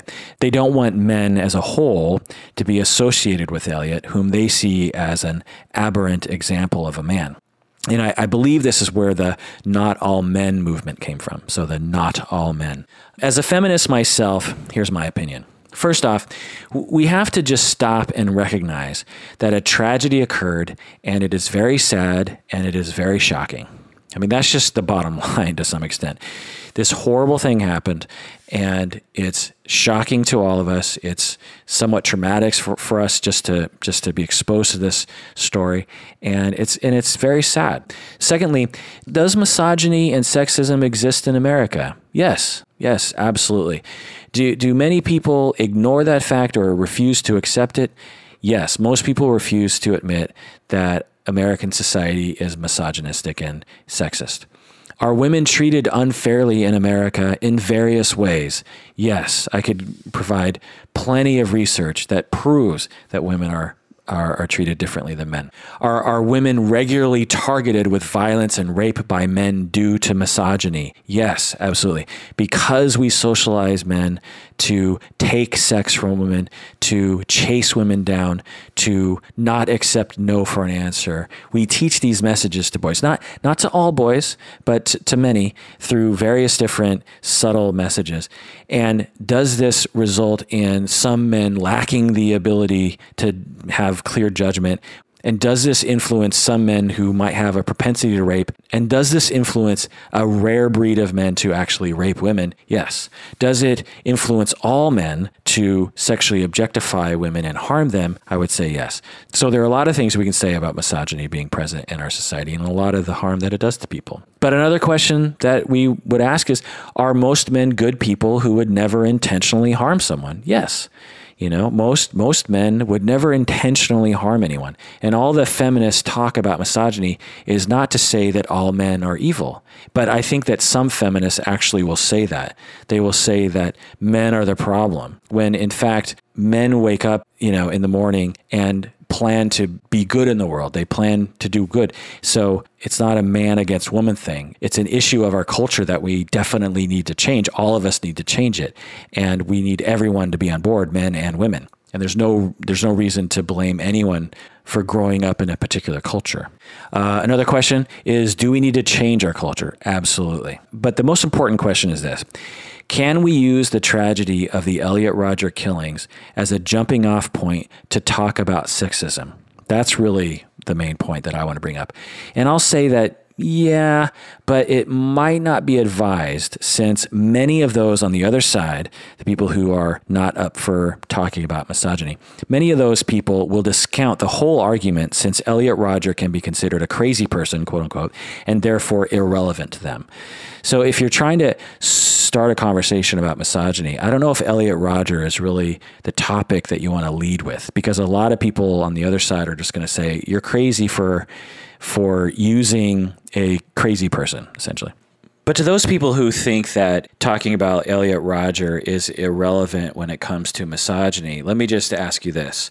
If a story came out about somebody that had gone on a killing spree, killing a bunch of black people in the South, and they were a white supremacist, they were a member of the KKK, and they went to a rally for black people of some sort and just started killing a bunch of black people and had all these internet rantings about how black people need to be wiped off the face of the earth, or they need to go back to Africa, and that black people need to stay away from white women and all this sort of stuff. Now, most people would say, well, yeah, obviously the guy was a massive racist and he exemplifies racist culture in America.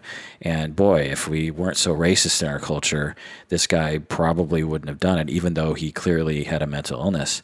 Or at least I would imagine that's how people would react, because as a society, we have accepted racism much more readily or more easily, or we have more of a history involving the advocacy of the understanding of racism than we do for sexism.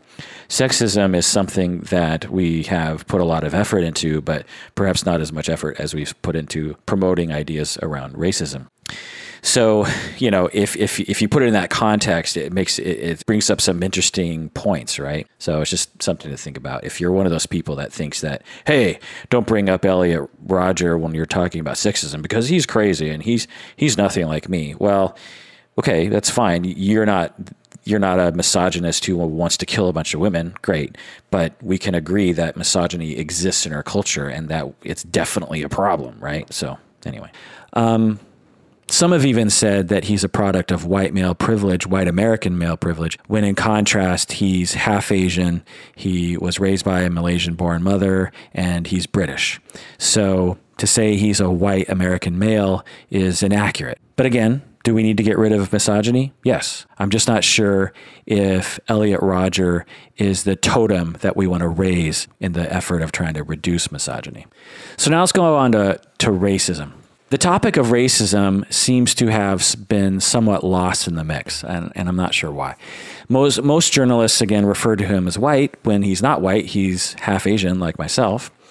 I take offense to just assuming that he's white. He even looks half Asian to me, particularly when he was younger. But even after his mixed race status came out in the media, many commentators were still trying desperately to keep him as white because they were trying to make a point that he was the product of white male privilege. And if he's a person of color, that apparently destroys their argument. So, you know, at first people were saying, oh, he's obviously expressing white privilege. And then people come out and say, actually, he's not white. He's mixed. And then commentators were saying, well, he's basically white because he was raised in America. And then they say, actually, he was raised in Britain. Well, it's the same difference. Britain is a white country. So he's basically white. So it's all just kind of a weird thing, you know, when people start saying, you know, it's like Obama. It's like, oh, he's black. Well, he's half white. Well, he's black, you know. It's just weird. As a mixed race person myself, I always find it very strange that people can't hold on to the notion that people can be both things. You know, Obama is white and he's black. I am Japanese and I'm white. Elliot Rodger was Malaysian and he was white British. Why? It's just two things. It's not like 15 things. How hard is it to hold on to just two different ideas? But for some reason it's hard for people. So can we use all of this as a jumping off point to talk about racism? Sure. Does white supremacy exist in America? Yes, absolutely. It's much more subtle now than it was in the past, but yes, it definitely exists. Empirical studies prove this over and over again. Most Americans see white people as being smarter, more moral, more attractive, more competent, less criminal, etc. These have been proved time and time again. So we live in a racist culture. Can a half Asian British man be bigoted? Oh my God, yes. Trying to make him white so that you can make the point that he was bigoted is strange to me, because bigotry exists in every culture. Every culture. Sometimes I think Americans think that only Americans are racist, which is just ridiculous. It's almost racist to say that to some extent. Racism exists around the globe. Americans are not unique in that way.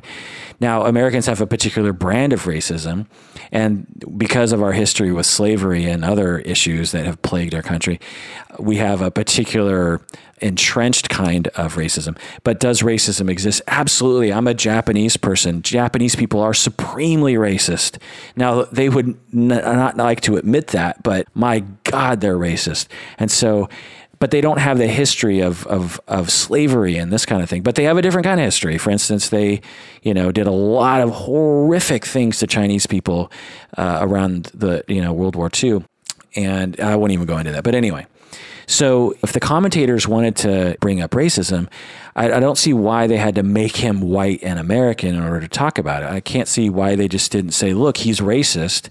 He also happens to be what we call a person of color in America, but my God, he was racist. Let's talk about that. But for some reason, they needed to make him white because only white people are racist. I don't know. It's just a strange notion to me. And on that point, I have heard very well-educated, well-meaning Americans actually say things like that only white people can be racist. And it just boggles my mind that people could say that only one particular group of people could be unfair to another group of people. It just drives me nuts. So if we go to Elliot's writings and his YouTube videos, he wrote and talked a lot about race a number of times. For instance, here's some quotes. I always felt as if white girls thought less of me because I was half Asian. So that's interesting. He also degraded full Asian men as being disgusting. So he thought that full Asian men were disgusting. Here's another quote. This Asian guy who was talking to a white girl, the sight of that filled me with rage. How could an ugly Asian attract the attention of a white girl, while a beautiful Eurasian like myself never had any attention from them? So if you're not familiar, when you're half white, half Asian, sometimes you'll call yourself Eurasian, meaning Europe and Asian. So again, he says, this Asian guy who was talking to a white girl, the sight of that filled me with rage. Again, there's that rage. How could an ugly Asian attract the attention of a white girl, while a beautiful Eurasian like myself never had any attention from them? So again, there's that grandiosity and that envy. About his Asian roommates, he wrote, these were the biggest nerds I'd ever seen, and they were both very ugly with annoying voices. So I'm guessing they had accents because they were born in Taiwan. I don't know. But he says, these were the biggest nerds I had ever seen, and they were both very ugly with annoying voices. So just, more racism there for you. He called his roommates repulsive and idiots. Here's another quote. If they were pleasant to live with, I would regret having to kill them.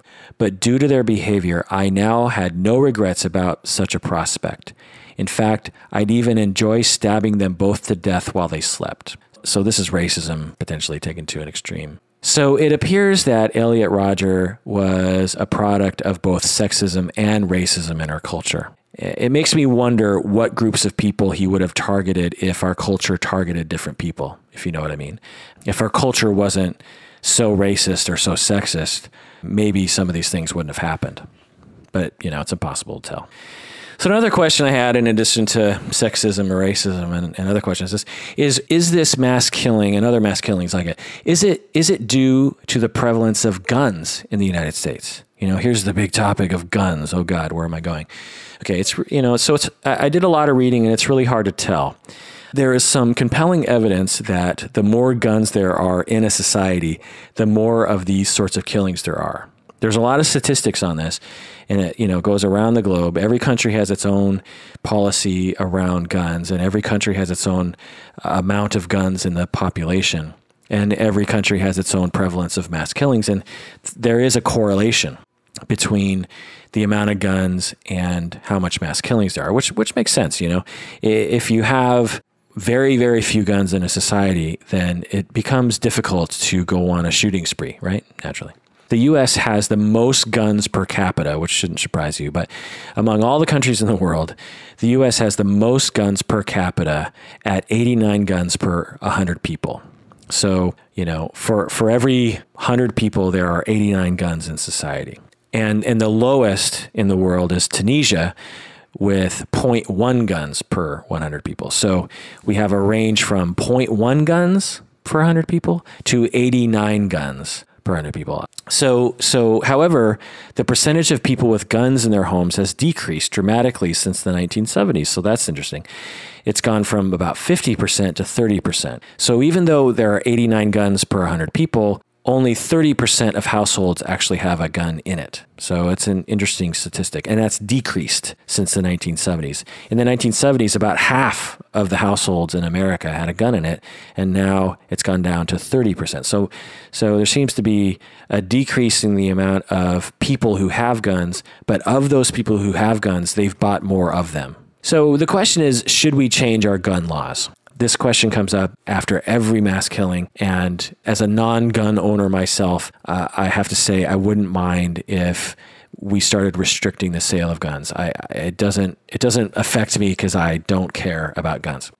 But I know many people who have guns, and these people have never harmed anybody. I have lots of friends and lots of relatives that love their guns, and they have permits, and they love shooting them, and they love hunting, and they love just looking at their guns, and they would never harm a fly. These are the nicest people on the planet, and they would absolutely never hurt anyone with these guns.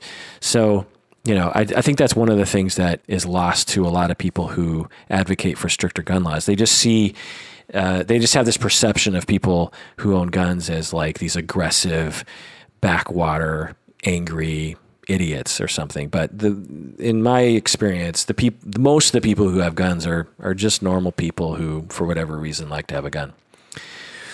So I don't know. It seems like the whole gun control thing is a super hot political issue. And it seems like our country will never change. It just seems like whenever this comes up, the people who want to change the laws get optimistic, and then nothing happens. And in fact, I think the laws have become even more relaxed since the killings at Sandy Hook Elementary. I thought after Sandy Hook Elementary, Adam Lanza, I thought after that there would be some action, because it seemed like such a tragedy, and it just seemed so obvious that we should not have guns out in the community in the way that they are. And I believe I heard that the gun laws not only remain the same, but became more relaxed. So I just don't see our society changing anytime soon. And personally, I wish that both sides would stop accusing the other side of being crazy. They each have their good points and their bad points. I mean, the quote-unquote gun nuts have a point in that Elliot killed and injured many people with a knife and with his car. The people that are saying, we need to get rid of the guns because Elliot Rodger killed more people. He killed many people. He killed the 3 roommates with a knife. And he also ran over a bunch of people with his car. So, they'll say, guns don't kill people, people kill people, and they'll figure out a way to kill people. And if they don't have a gun, they'll use a knife or they'll use a car. And, there's some logic to that. And I think the other side has to just recognize that. It really bothers me when I see debates and people don't recognize the other person's point. And I feel like when you do that, you just make the conversation an argument rather than trying to find a solution. On the other side, the quote-unquote anti-gun nuts make a good argument by saying that generally speaking, countries that have fewer guns in circulation tend to have less gun violence and less spree shootings. And so the people who are advocating for gun rights need to acknowledge that our country has a lot of guns in circulation, and we have a lot of mass shootings compared to other countries. But again, I've given up hope that the gun laws are going to be changed anytime soon. So whatever. Plus, even if we ban the sale of guns from this point forward, there are already so many guns in circulation, it might not make a difference anyway. So who knows? So after reading all the literature on guns and violence and the correlation between the amount of guns in circulation and gun laws and all this stuff, it's difficult to figure out what to do because both sides seem to make some good points. But after distilling all the research, it seems likely that if we as a country decided to move in a different direction regarding gun legislation, it seems likely that some of these incidents would be prevented. Will there be people that will have the impulse to kill a bunch of people? Yes. But there seems like there's something we can do. Like, for instance, just as an example with the assault weapons thing. Imagine if we somehow got rid of all assault weapons in the public in the United States. Well, that's not going to stop people from using handguns to kill people or stop people from using knives to kill people. But it seems like 1 out of, I don't know, 10 or 20 different incidents of mass shootings, there's an assault weapon involved. And if that person didn't have access to that assault weapon, then maybe there would have been less people killed in that instance. I don't know. But it seems like a small price to pay, I think. Again, considering that I don't own guns, so it doesn't impact me. It seems like a small price to pay for a potential benefit. So I don't know. I don't know the answer, and I know there are lots of debates on either side, but it seems like we could do something. And to the people who don't want to give up the right to own guns, I just say, isn't there some compromise we can make here? You know, can't we have some movement in the direction of reducing the amount of guns or reducing the lethality of the guns or something? I don't know. Isn't there something we can do? Can't we be reasonable here? So another question I had was, are mass killings on the rise? You know, are they on the rise? And it seems like the answer is yes, but it depends on how you define mass killings.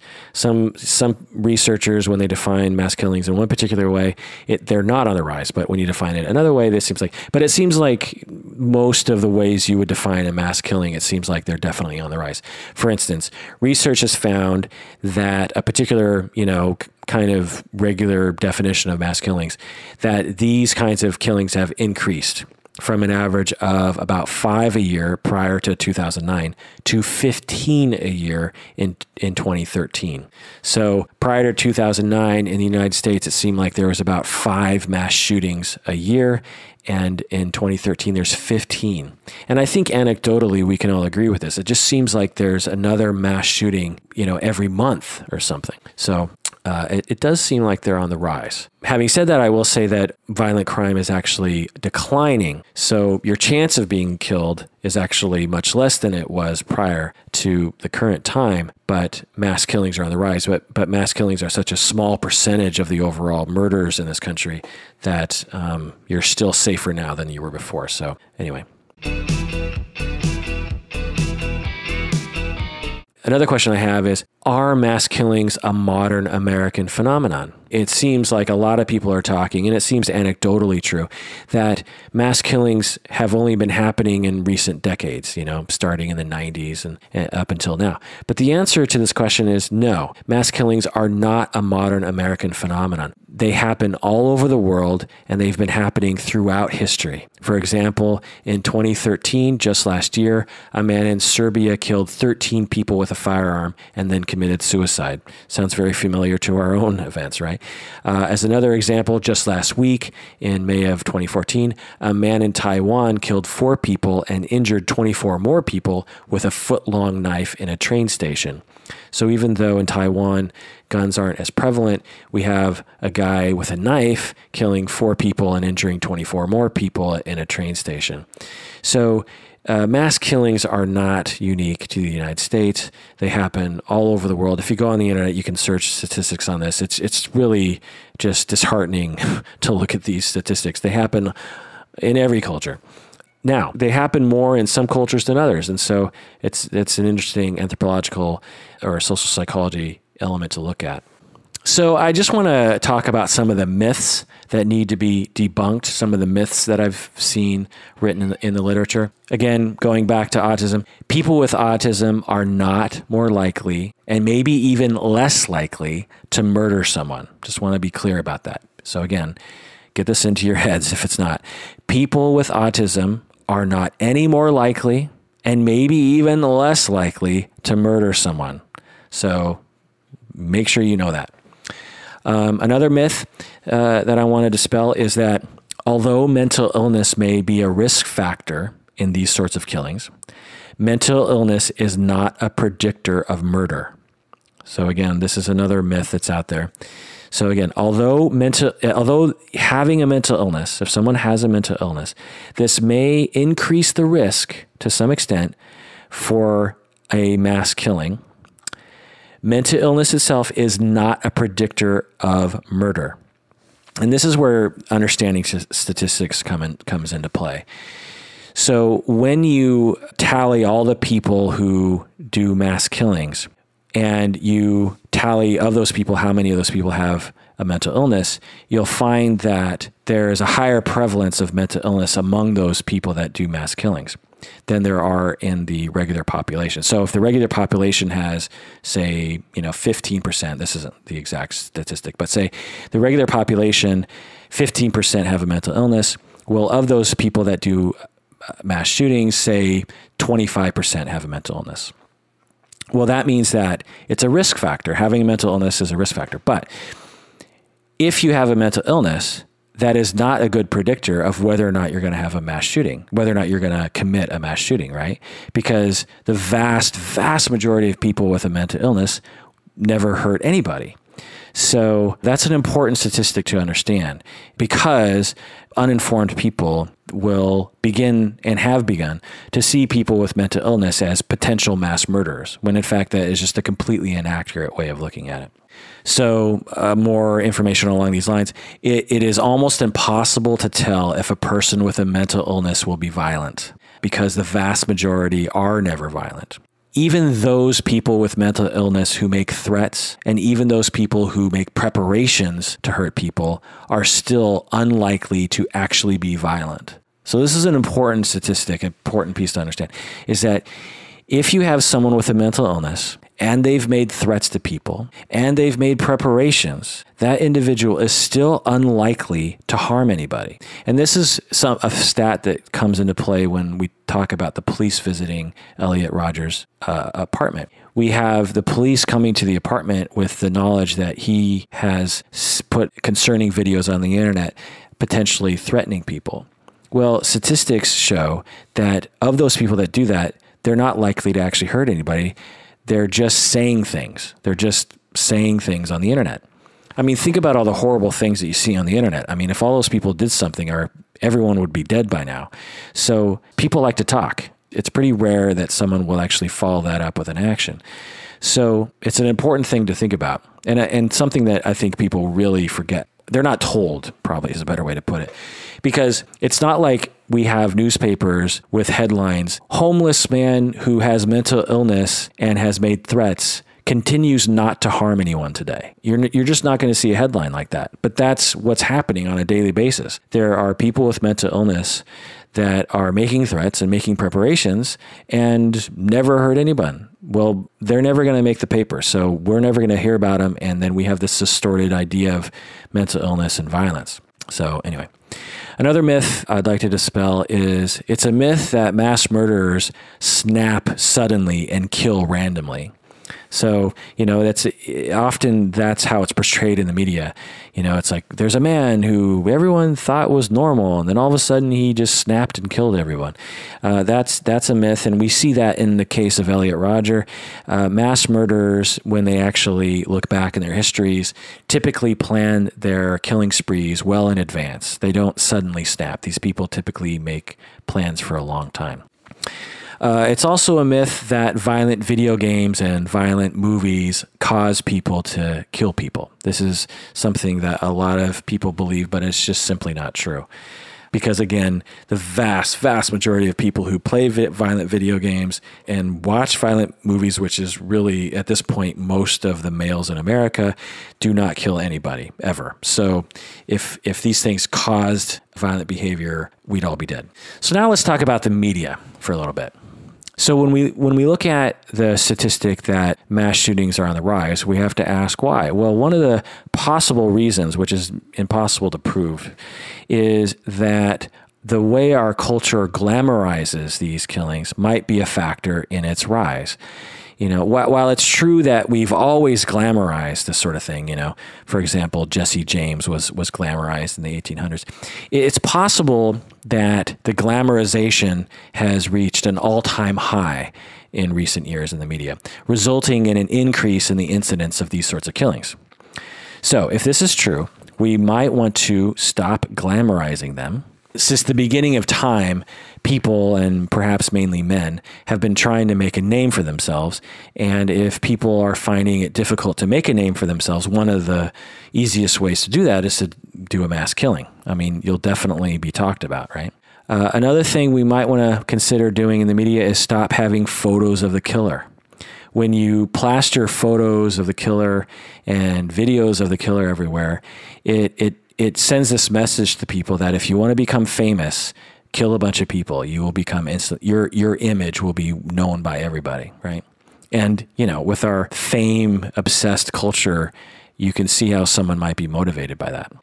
The other recommendation is potentially not making the coverage, the media coverage, 24/7 with lots of graphics and lots of different fantastic coverage, you know. Another recommendation is don't make the body count the lead story. Don't make the story how many people they killed, because when you do that, you send this message that the more people you kill, the bigger your story will be. And so if you're planning on being a mass murderer, then, you know, it's almost like a game. You want to get as many people dead so that you can be the biggest mass killing of that year or something. You know, you've beaten a record. And I just want to say, even though I said earlier that video games, they don't cause mass murders to happen. I was telling this story to someone earlier today, and they said, wow, it kind of sounds like he was playing Grand Theft Auto. And I have to say, it does kind of sound like that. When he jumped in his car and he's driving around those streets and he's going the wrong way down the street, and he's got his gun out the door and he's shooting people and he's talking and shooting and running over people with his car. If you've watched any slightly sadistic person play Grand Theft Auto, that's exactly the way it looks. They're driving around the town, killing people, running them over. It's eerily similar to that, but anyway. So another recommendation is make the story boring in the media. One of the ways to reduce the prevalence of copycat mass murders is to make the story really boring. If you make it super exciting, then it might be attractive to some people who are susceptible to this sort of message. All right. So the last thing I want to talk about, my God, this podcast has gone on forever, but the last thing I want to talk about is the severe shortage of psychiatric beds in the United States. This is a major problem, people. A report recently found that the U.S. has a deficit of nearly 100,000 inpatient beds. I just want you to think about that. So a report recently found, even if that's an exaggeration, say 50,000, we have, 50,000, maybe 100,000 people who need to be in a psychiatric hospital, but there is no bed, and so we can't put them in there. Just so you know how the language works in my industry. It's not like they're saying they don't have a bed, like a physical cot that they can sleep on. What a bed means is that there's enough funds, public funds, that will pay for a patient to stay overnight or 24 hours in an inpatient facility. The report said that we need to have 100,000 more to meet the need of society, and that's a problem. And so what this ends up doing is those 100,000 individuals are now on the streets. They're now not being helped. They're now not being supported potentially. And the results is an increase in homelessness, which we have seen. They go to homeless shelters. They're in public parks. They're in public libraries. They're on the bus. If you live in the city, you've seen this. Well, if there were more inpatient psychiatric beds, some of those people wouldn't be there, if not a majority of them.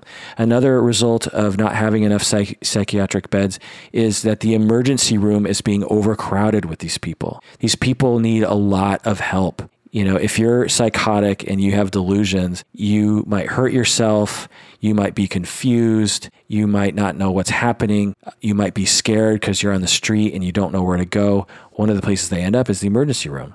And so all of us are paying for that. All of us are paying with tax money or with our insurance premiums for these homeless people these mentally ill people to get services through the emergency room rather than at a lesser cost at a proper inpatient bed. So just know that. Another result that having a lack of inpatient beds is the use of jails and prisons as psychiatric hospitals. This is a known fact.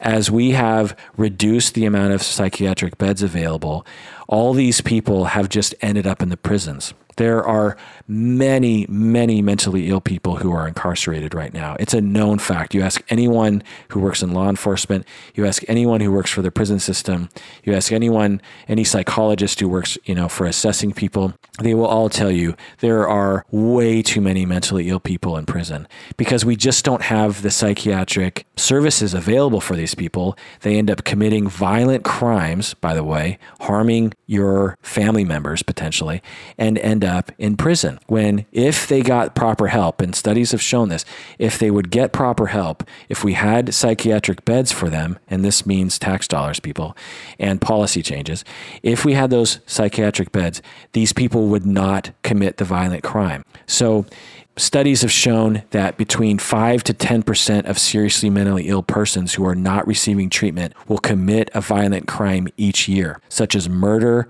robbery, assault, and rape. So again, just want to say this again. Studies have shown that between 5 to 10% of seriously mentally ill persons, so people with schizophrenia, this sort of thing, so 5 to 10% of those people who are not receiving treatment because we are so stupid that we don't have enough psychiatric beds, these people will commit a violent act each year, 5 to 10% of these people. And some of these acts are murder, robbery, assault, and rape.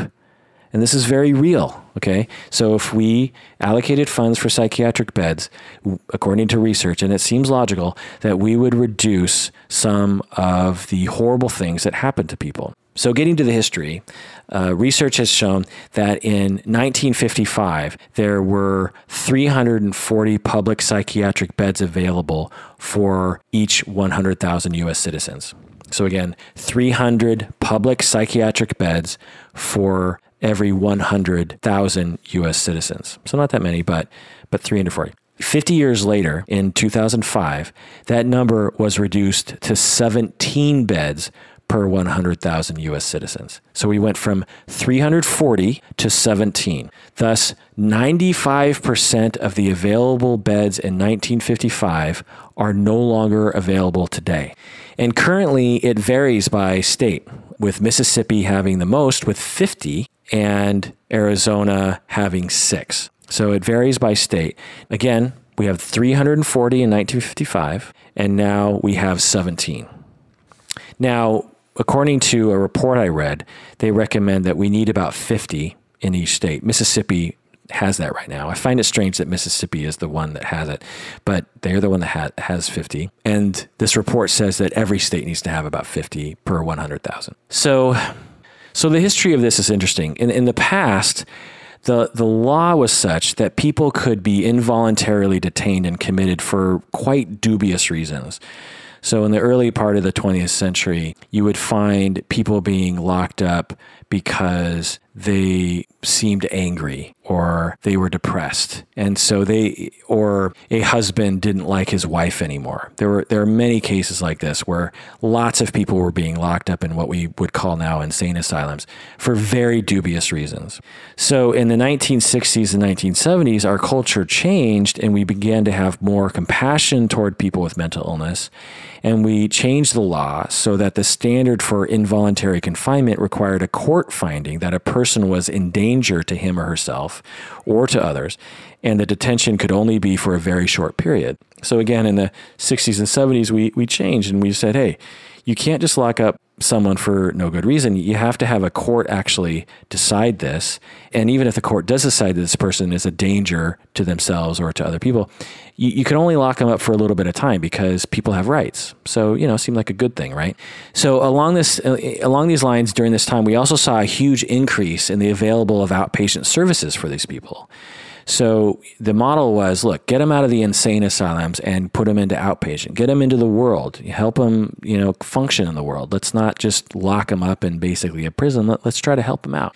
However, it seems as though the pendulum swung way too far, and now we have almost no psychiatric beds for people, and the threshold for involuntary detainment might be a little too high. So, but this is a very sticky topic, because if we try to prevent other mass killings by involuntarily detaining and treating more people with lesser observable risk, then more innocent people are going to be unnecessarily detained. You know what I'm saying? So if we're going to say, look, we need to increase the amount of public psychiatric beds. We need to allocate funds for that.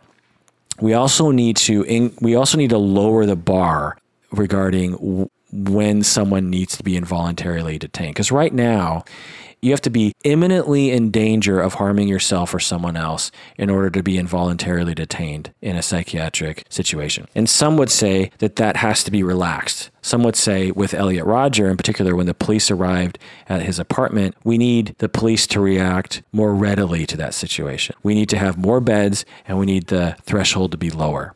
Well, what this is going to do is some people are going to be detained when they don't need to be because the threshold is lower. So some people are going to have their rights infringed upon when they don't need to have that happen. So it's a very sticky thing, Imagine a society that locks up people for appearing unsafe to themselves and other people. I mean, just imagine a society that's like that. I mean, we do it now, but only under extreme circumstances do we involuntarily detain someone that seems like a danger. Imagine you're having a bad day, so yourself, you're having a bad day, and you're depressed and you're just not feeling well, and someone observes this and thinks you're going to hurt yourself, and they call the police, and you don't know about any of this, and suddenly the police are banging on your door, and you're like, huh? And they show, and you open your door, and you have a panic attack because they have guns and they're intimidating, and they observe your behavior as being some kind of situation, and they decide to lock you up. Well, that's not cool, right? The reason why we have such a high threshold is because we don't want people like that to be locked up unnecessarily. It's draconian by some standards. But on the other hand, it would be a good thing if we could prevent violent crime and mass killings by lowering the threshold of involuntary commitment. So, it's difficult to know what to do here. I just want to provide one final thought. There is variation in human behavior. People do weird things. Sometimes whenever I think about mass killings like this, and I'm looking for answers, I'm looking like, why did this happen? Why this person? Was it mental illness? No, lots of mentally ill people make threats and never do anything. Was it because he was bullied? No, the vast, vast majority of people who get bullied never harm a fly. Is it because he was on Xanax or some other thing? No, again, the vast majority of people don't do this. So what is it? I'm looking for an answer. Is it a psychological profile? No, most of the people with that psychological profile would never do something like this. So what is it? Why did this happen? Well, what I often come to is I have this visualization of many different bell curves in my mind. If you know what a bell curve, distribution curve looks like, imagine it in your mind. And you have all the average people in the middle, and you have fringe people on the right and fringe people on the left. Well, if you think about the way people dress, for instance, most people in your town dress the same. They wear the same jeans, they wear the same shirts, they wear the same Gore-Tex jacket, they wear the same shoes. There's a pretty good group in the middle, this average big chunk of people that tends to dress within a certain range. At one end of the spectrum, though, you will find people dressing very strange, but there will be very few people out there. And you will find that whatever one person can wear, someone out there is wearing it. Lady Gaga is out there wearing a dress made out of meat. Now, no one would have thought that someone would do that, right? Who in the world would wear a dress made out of meat? That is bizarre. I would never do that. That person is way out on the fringe. What made that person decide to wake up in the morning and say, I'm going to wear a meat dress? Now, when it comes to a meat dress, we think, well, that's strange behavior, but whatever. It doesn't really mean anything to us because it's just a dress. It doesn't harm anybody. But when it comes to behavior like violence, that's when we start trying to look for answers. Like no one looks to answers as to why Lady Gaga wore that meat dress on that particular day. No one is fretting over why she did that. You know, what kind of personality leads someone to wear a meat dress? It's a highly aberrant behavior. It's extremely unique. It very rarely happens, but we don't need to know why. We're okay with not knowing why someone would do that. We just say, well, you know, people are people and there's lots of variation. Well, when it comes to behavior like killing people, it's the same thing in my mind. The vast majority of people, whether they have mental illness or not, whether they come from an entitled background or not, do not kill people. Everyone has anger. Everyone will probably at some point in their life have a violent urge. And many people might even have murderous urges when they're particularly angry. But the vast majority of people never act upon that.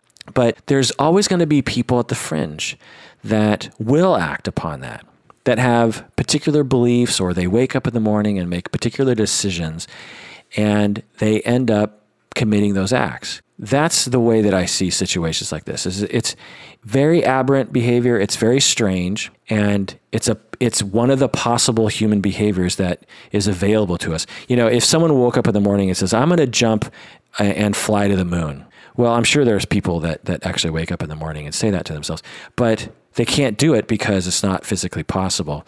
Of all the various different things one can wake up in the morning and decide to do, one of them just happens to be, I'm going to go on a mass killing. And they have the ability to do that. They have the ability to actually carry out that impulse. And so when you have 7.5 or 7 point whatever billion people on the planet, you have a very large amount of people waking up in the morning and making decisions to do things with their day. And if you have enough people and you have the means to do so in that society, you're going to have some of those people committing some very strange behaviors, like wearing a meat dress or going on a mass killing. Now, I don't want to demean or belittle or minimize mass killings as somehow as innocuous as wearing a meat dress. Mass killing is not innocuous. It's a horrible, evil, heinous, destructive, traumatic act. But I just want to point out that human behavior varies. And sometimes there's no answer as to why it happens, or at least no satisfactory answer. Because certainly me coming to this bell curve distribution of behavior is not satisfactory to me. It doesn't help me wake up. You know, this perspective is quite upsetting. It means that no matter what we do, there's always going to be people like that on the fringes. Now, we could probably affect some change in that area, but we're probably always going to have people have those impulses. But I would much rather have some answer that is fixable, like let's do blank, and that will never happen again. But the more and more I look at situations like this, the more I realize that it's just going to happen. And again, it happens in every culture, in every country, in every society. So at this point, the very end of the podcast, let's review my initial questions that I asked at the very beginning. So the first question I had was, why did this happen? Why did Elliot Rodger kill all these people? And it seems like there's no easy answer. But if I was to come up with a bunch of answers that may have been contributors, I would say that too few psychiatric beds, as I talked about earlier. Also, too high of a threshold for involuntary holds. For the people to be involuntarily detained, it seems like the threshold might be too high. Also, I didn't talk about this, but genetics probably played a role. I'm guessing in the future, and we're starting to see some evidence of this now, that there are certain genetic components to personality development that might lead to behavior such as this. They'll never find, I'm sure, a gene that will lead to mass shootings, of course, because that's ridiculous. But, you know, maybe there are genes around the ability to tolerate stress, or genes around being able to empathize, this sort of thing. And, you know, I think they're already starting to discover some things along those lines. Also, in answer to why did this happen, we could say that mental illness probably played a role. And what do we mean by mental illness? You know, it's a squishy concept. One way of seeing it in this light is that Elliot Rodger had something different about the way that his nervous system operated. And because of that difference, it led to a lot of suffering for him. I mean, clearly he was suffering his entire life, and eventually culminated in him feeling as though it was a good decision for him to kill a bunch of people and then kill himself. I mean, one of the angles that I hadn't really brought up yet is that he could have actually been motivated by suicide. He certainly was suffering. He certainly had exhibited a lot of reasons why he didn't like his life. And he likely was thinking about suicide. And sometimes when people think about suicide, they also think about doing something else just before they die, like killing other people. So if he hadn't have been suicidal, might he have done this? I don't know. So it's another thing to think about. Sometimes people think about these mass shootings as motivated primarily by trying to kill a bunch of people, and then they're backed into a corner and then they kill themselves. But another possible way of looking at this is that they started off with the motivation of suicide and then thought, well, what's one last thing I can do? So that's another way of looking at it. Another reason as to why this might have happened might have been the potential trauma that I alluded to a couple times. There's no direct evidence of that, at least as of yet, but it seems like there's some arrows pointing at the possibility that he was traumatized as a young child. But that's just speculation. But all this is speculation, so. Another reason why this might have happened was because there might be too many guns and ammunition in circulation. Anyone who wants to commit a mass shooting has ample access to as many guns as they want and as much ammo as they want. So just another thing to think about. Another reason as to why did this happen, according to many people, we live in a society with a culture of glorifying violence. We live in a culture of misogyny and racism. And he seemed to exemplify the exaggerated version of this. The Grand Theft Auto culture, the sexist culture, the culture of rape, the culture of racism. He seemed to be an exaggeration of this. And if we didn't have a culture like that, might he have done this? Unknown. A lot of speculation. And the last reason that I came up with as to why this happened was it's just a potential variance in human behavior regardless of culture. Again, as I was talking about earlier, there's always going to be a variance in human behavior, and some people are going to have impulse to do this. Now, does that mean that we should just give up and accept that these things are going to happen? No, because there's a lot of things that we could probably do to prevent this. Actually, that's not the last reason I came up with regarding why he might have done this.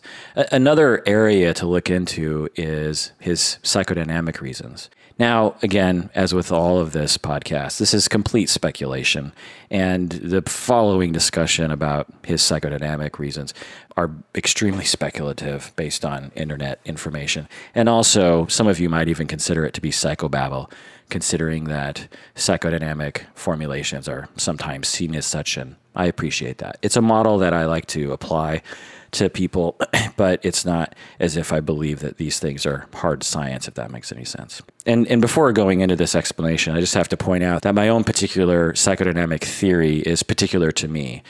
Many of my ideas are shared by others, but some of my ideas are actually quirky to me. So don't think that I'm representing mainstream psychodynamic thought. So one possible way of looking at why he did this was that he internalized society's notions as a way of protecting him from the onslaught that he felt. So for whatever reason, early in his childhood and throughout his adolescence and into his adult life, he felt as though society was harming him. He felt that the world was harmful. And one of the ways to protect yourself from that internally in your mind is to start internalizing strong things. The example that I like to give is, who are the most insecure people on the earth? Well, they're teenagers. And who are the people on the earth most likely to idolize somebody? Well, they're teenagers. Teenagers are extremely likely to have posters of their most favorite people on their walls. Well, I grew up in the 80s when they still had posters. Do people still have posters? Probably not. They probably have like digital poster rooms on their computers or something. But anyway, all of us anecdotally can remember or see cases where teenagers will idolize certain people. And as people age, they tend to idolize less. And young children tend not to idolize as much, or they idolize their parents. There's a lot of ideas about this. But anyway, one way of looking at this is that when people are insecure, they will look toward a strong persona to internalize into themselves as a way of trying to gain that strength. And Elliot Rodger might have done this through misogyny and through racism. He might have tried to protect himself from the harm that he thought was happening to him by internalizing strong male personas and strong white male personas, because he seemed to be parroting a lot of the misogynistic and racist ideas of bigots. It's possible that Elliot Rodger might have seen bigots as being strong and other people as being weak. And so he might have internalized these messages as a way of trying to gain that strength. Another way of looking at this through a psychodynamic lens is that he grew up feeling extremely rejected, clearly, right? And he probably felt that way since he was a young child. And if we're going to look at his psychodynamics, we have to look at his experience. We have to imagine what his experience was like. And one way of looking at his experience was that he was struggling and suffering a lot. Given the way that he saw the world, he was probably suffering a great deal on a daily basis. And he felt eternally rejected and desperately wanted to be accepted. But due to his behavior, he compelled people to reject him. And it's possible that he felt this way early in life with his parents. It seems unlikely that when he was a young child that he felt a normal sense of acceptance from his parents, and then suddenly at later ages felt extreme rejection from everybody. It just seems more likely that from an early age he was suffering from his semi-delusions that other people were in constant rejection of him. And so that, in my view, and a psychodynamic view, and some people's psychodynamic view, is a primary need for people, the need to be accepted by our families, the need to be accepted by our parents in particular. And when we feel as though we're not getting that acceptance, we will try various different things to gain it, and or tried various different things to protect ourselves from the pain of that realization of that rejection. And so one hypothesis is that he latched on to the hatred of women and the hatred of non-white people as a way of trying to protect himself from the notion, the realization that he was rejected by everyone, including those close to him. Even though he might not have actually been rejected, he just potentially thought that he was being rejected. So rather than acknowledging that he was being rejected by all those people that were close to him, people that he desperately wanted their acceptance, rather than acknowledging that, he could distract himself by attacking people in his mind. Instead of acknowledging the fact that he felt rejected by his parents, he might have latched on to misogyny and racism as a way of attacking somebody other than his parents. Sometimes when people have an extreme conflict with someone that's very close to them, they might displace that anger towards someone else because it's too painful to enact that emotion with the person that's close to you for a number of reasons. One is that the person that is close to you, you might actually worry that they'll reject you further if you actually express your displeasure directly with them. Another reason might be, again, that if you express your anger towards the person that is close to you, you have to acknowledge first that they're the person that you are hurt by. And that conscious realization might be too painful for some people. So again, this might be all psychobabble to you, but this is how I tend to think about people sometimes. Another relationship that I wish I had more information on was his relationship with his sister. He has a younger sister who grew up with him, and it would be interesting to find out what her reaction was and how his relationship was with her. He had an extreme anger toward women, and his sister was a young woman, so what was his associations with her? It's just a question. And did his upbringing have anything to do with that? Again, this is all just complete speculation and even just flat out making stuff up. But he grew up, he was a first child, and a common conflict for first children is when the second child is born. First children grow up in a world at first in which they are the only child. They are the golden child. Children are inherently narcissistic anyway, and firstborns and only children have that narcissism entertained for much longer than other people do. And so when the second child comes along, they have a dilemma. They have a crisis that they have to face. They have to navigate an interpersonal reality that they are not the center of the universe anymore, the way that they used to. And there is a way of coming out of that in a healthy way. Like, well, even though I have a younger sibling, I still know that my parents love me. They're just not going to give me 100% of their attention anymore because I have a younger sibling. And most people are able to navigate that in a healthy way. But a lot of people, for whatever reason, have difficulty with that. And so it's possible that in that crisis, he came out of it very hurt, very damaged, and eternally felt rejected and resentful of girls. So again, complete speculation, but another possibility. Another area, again, of complete speculation that I see happening with people like this, people who are narcissistic, is that when they're young and throughout their childhood, they're told that they are very special while at the same time being denied certain needs.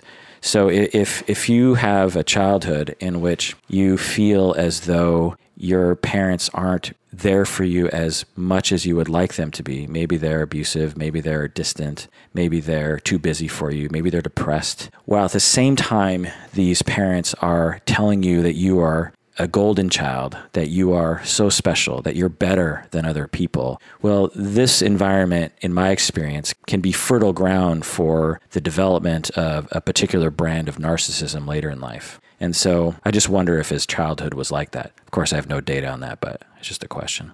Another question that I have is what effect the move from Britain to LA was like for him.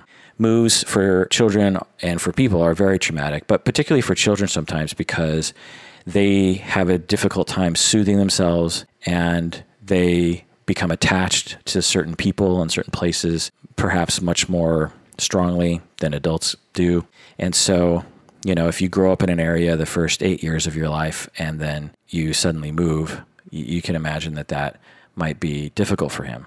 And maybe that's when some of these issues started to arise. Maybe when he was young, he had a propensity to feel rejected, but was doing mostly okay. And then he moves, and his propensity to feel rejected became exaggerated by the stress of having to meet new people and new friends. So just a question there. Also, of course, his parents got divorced. What effect did that have on his psychology? Now, this isn't to say that kids who move or get divorced end up being spree killers. By no means am I saying that because, divorce is highly prevalent. But if someone has a tendency in a particular direction, a number of stressors can push them down a particular road. And so it's just a question. You wonder how he reacted to the divorce. And also, I wonder how much conflict his parents had prior to the divorce. In my experience, people will have a lot of conflict prior to a divorce, and they have difficulty shielding the children from the knowledge of this conflict. In some families, the children are, to some extent, abused by being exposed to 99% of that conflict. And some children are even dragged in, like, daddy saying, you love me more than you love mommy, right? Because mommy's crazy and she likes to cheat on people and she's going to reject you just like she rejected me. And so people will definitely have conversations like that. I mean, divorces bring out the worst in people. And so I just wonder what the divorce was like for Elliot. Now, it could have been, that the parents navigated the divorce extremely healthily. So, again, it's all just questions. Another thing to think about in terms of Elliot Rodger's psychodynamic makeup is what effect his father's professional failings had on Elliot. Again, it's all questions at this point. There's no way to know. But it's clear that Elliot, from his writings, felt ashamed of his father's professional shortcomings or professional quote-unquote failures. As I mentioned earlier in his writings, he mentions that. So I can just imagine in this family, the family is very dependent on the father's income, and he decides to invest all of his money. I read that he invested something like $200,000 of his own money into that documentary that he made about God. And it's a huge gamble, right? And you put in a lot of work and you're rolling the dice. And apparently it didn't pay off. Well, it's likely that the family was going through a lot of stress during that time. Maybe there was some conflict. It's unknown, but definitely financial stress, right? And Elliot was in the midst of that emotional system and that emotional family system. And what effect did that have on Elliot? Did that give Elliot certain ideas? Again, we can assume that Elliot might have had a genetic disposition toward a particular kind of difficulty. Did this financial difficulty in the family push him down a particular road that only people born with his genetics have available to them? He certainly had a lot of ideas of entitlement. He certainly tried to puff himself up. He certainly tried to give off the impression that he was a very special person worthy of respect and fame. And, oh, this is interesting. I never thought about this. In a sense, his videos were almost a documentary, right? His videos have become basically a documentary about someone who goes on a mass killing. And his father, when he was young, Elliot was young, Elliot watched his father do just that. He watched his father film a lot of things, trying to succeed, trying to become famous, trying to have his documentary do well, all the while investigating God. And then we have this parallel with Elliot filming himself repeatedly and documenting something big that was about to happen. In a way, you might see this as Elliot's way of showing up his father, or even being loyal to his father, saying, look, I can carry this flag for you and the family and provide fame for the family in this way. I know how to do this. Again, it's all potential psychobabble to you, but just thoughts that I have. Another area of exploration that I would love to conduct would be his relationship with his mother and his stepmother. He clearly had a lot of anger towards women, and where did this come from? Did it come from his relationship with his mother? Did it come from his relationship with his stepmother? A lot of children, when their parents remarry, a lot of children will hate the step-parent, and it appears that Elliot was one of those children. He wrote about how much he hated her and even planned on killing her at some point. So did this entry of this other person into the family when the father married this other woman, did this challenge him and lead to Elliot hating her and therefore hating all women? And as a way of displacing that anger, he decided to kill other women or target other women. Again, could be psychobabble, but it's an interesting thought to think about, for me anyway. So another question I had at the beginning of the show was, who is this guy? Who was Elliot Rodger? It's difficult to know who he is, who he was. It's difficult to answer that question. As his father said, he was an enigma. Another question that I had at the beginning of the show was, who were the victims? He injured many people, but of the people that have died, there were 3 Taiwanese nationals who were going to school at UCSB. 2 of them apparently were roommates of his. There were 2 women victims, Catherine Cooper and Veronica Weiss, who were going to UCSB.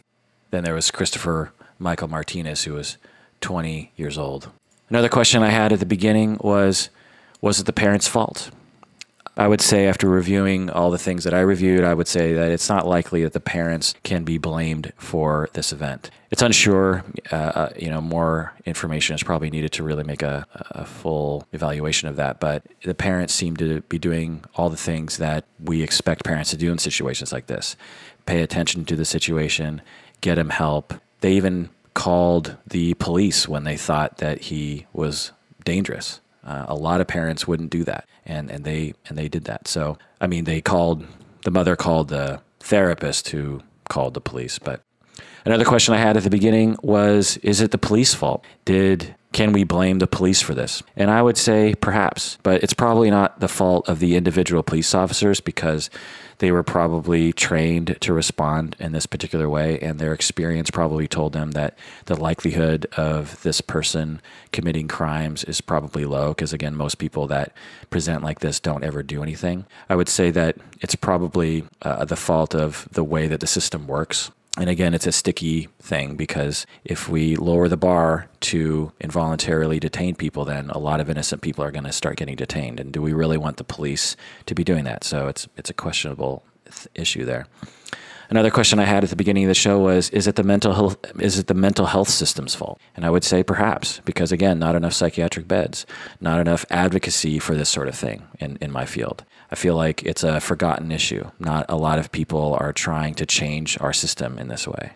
And I think if we did, we might see a reduction in these sorts of killings. And we might have seen Elliot Rodger actually get help for this. Speaking of Elliot Smith, I mean, he killed himself.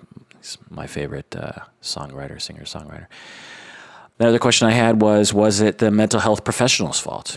And I would say it's unsure. We haven't heard from any of the clinicians yet, but based on what I've read, I would say they're probably not to blame. I mean, take it from me.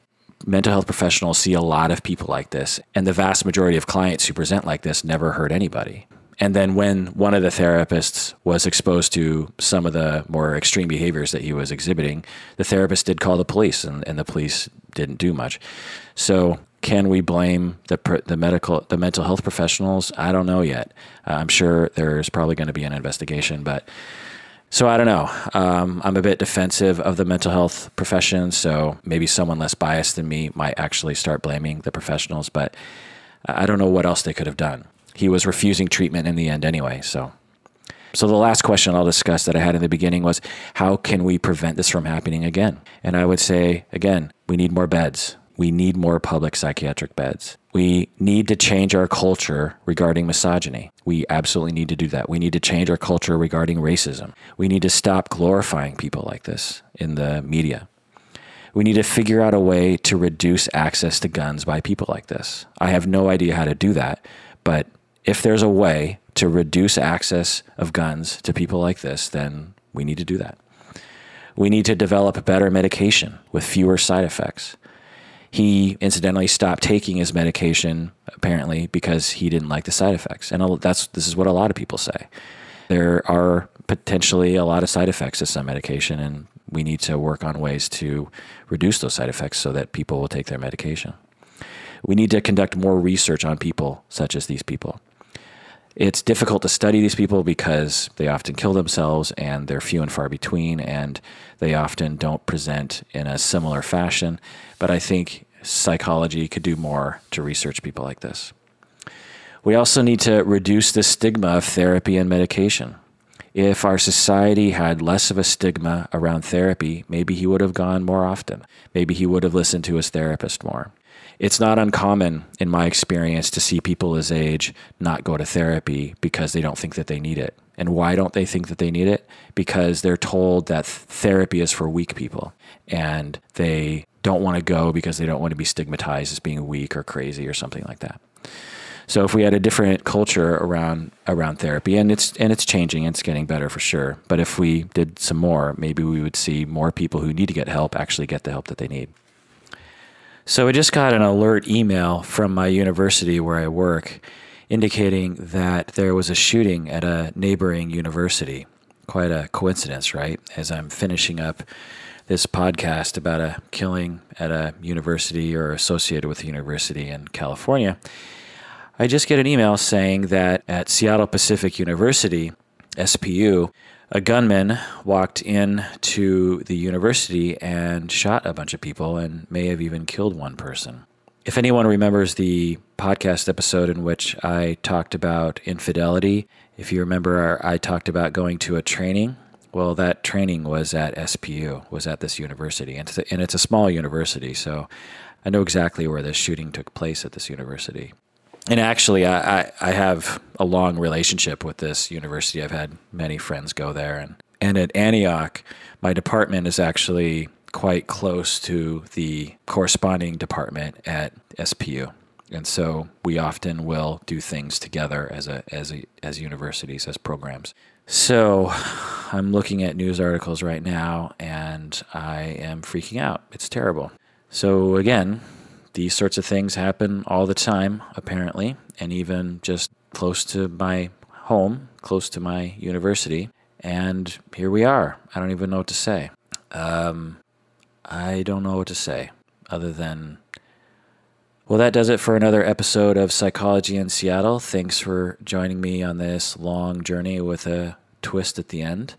If you would like to email me, that would be great. I would be happy to hear from you. For those of you who have emailed me in the past, you know that I actually respond to emails. I'm not one of those podcasters that gets too many emails that I can't respond to them. So I will likely respond to them. If you're, nice and coherent, I'll respond to them. So if you have any thoughts at all, just send me an email. I'd love to hear from you, because I always wonder what people think. When I record these podcasts, I think, is anyone listening? Because the statistics say thousands of people are listening, but it's always a strange experience to record a podcast, put it out there, and not get any response, and think, well, there's a possibility that thousands of people heard me, and there's a possibility that no one heard me. There's just really no way to know. So I'd love to hear from you. If anything, just to know that you're out there, and maybe even something uplifting, because I'm feeling a little depressed right now after reading these news articles that just popped up. It makes me wonder if people are going to walk into my university and kill people that I know, or even myself. So I don't know. It's just a scary world, I suppose. So that does it for another episode of Psychology in Seattle. Thanks for joining me, and please, please take care of yourself.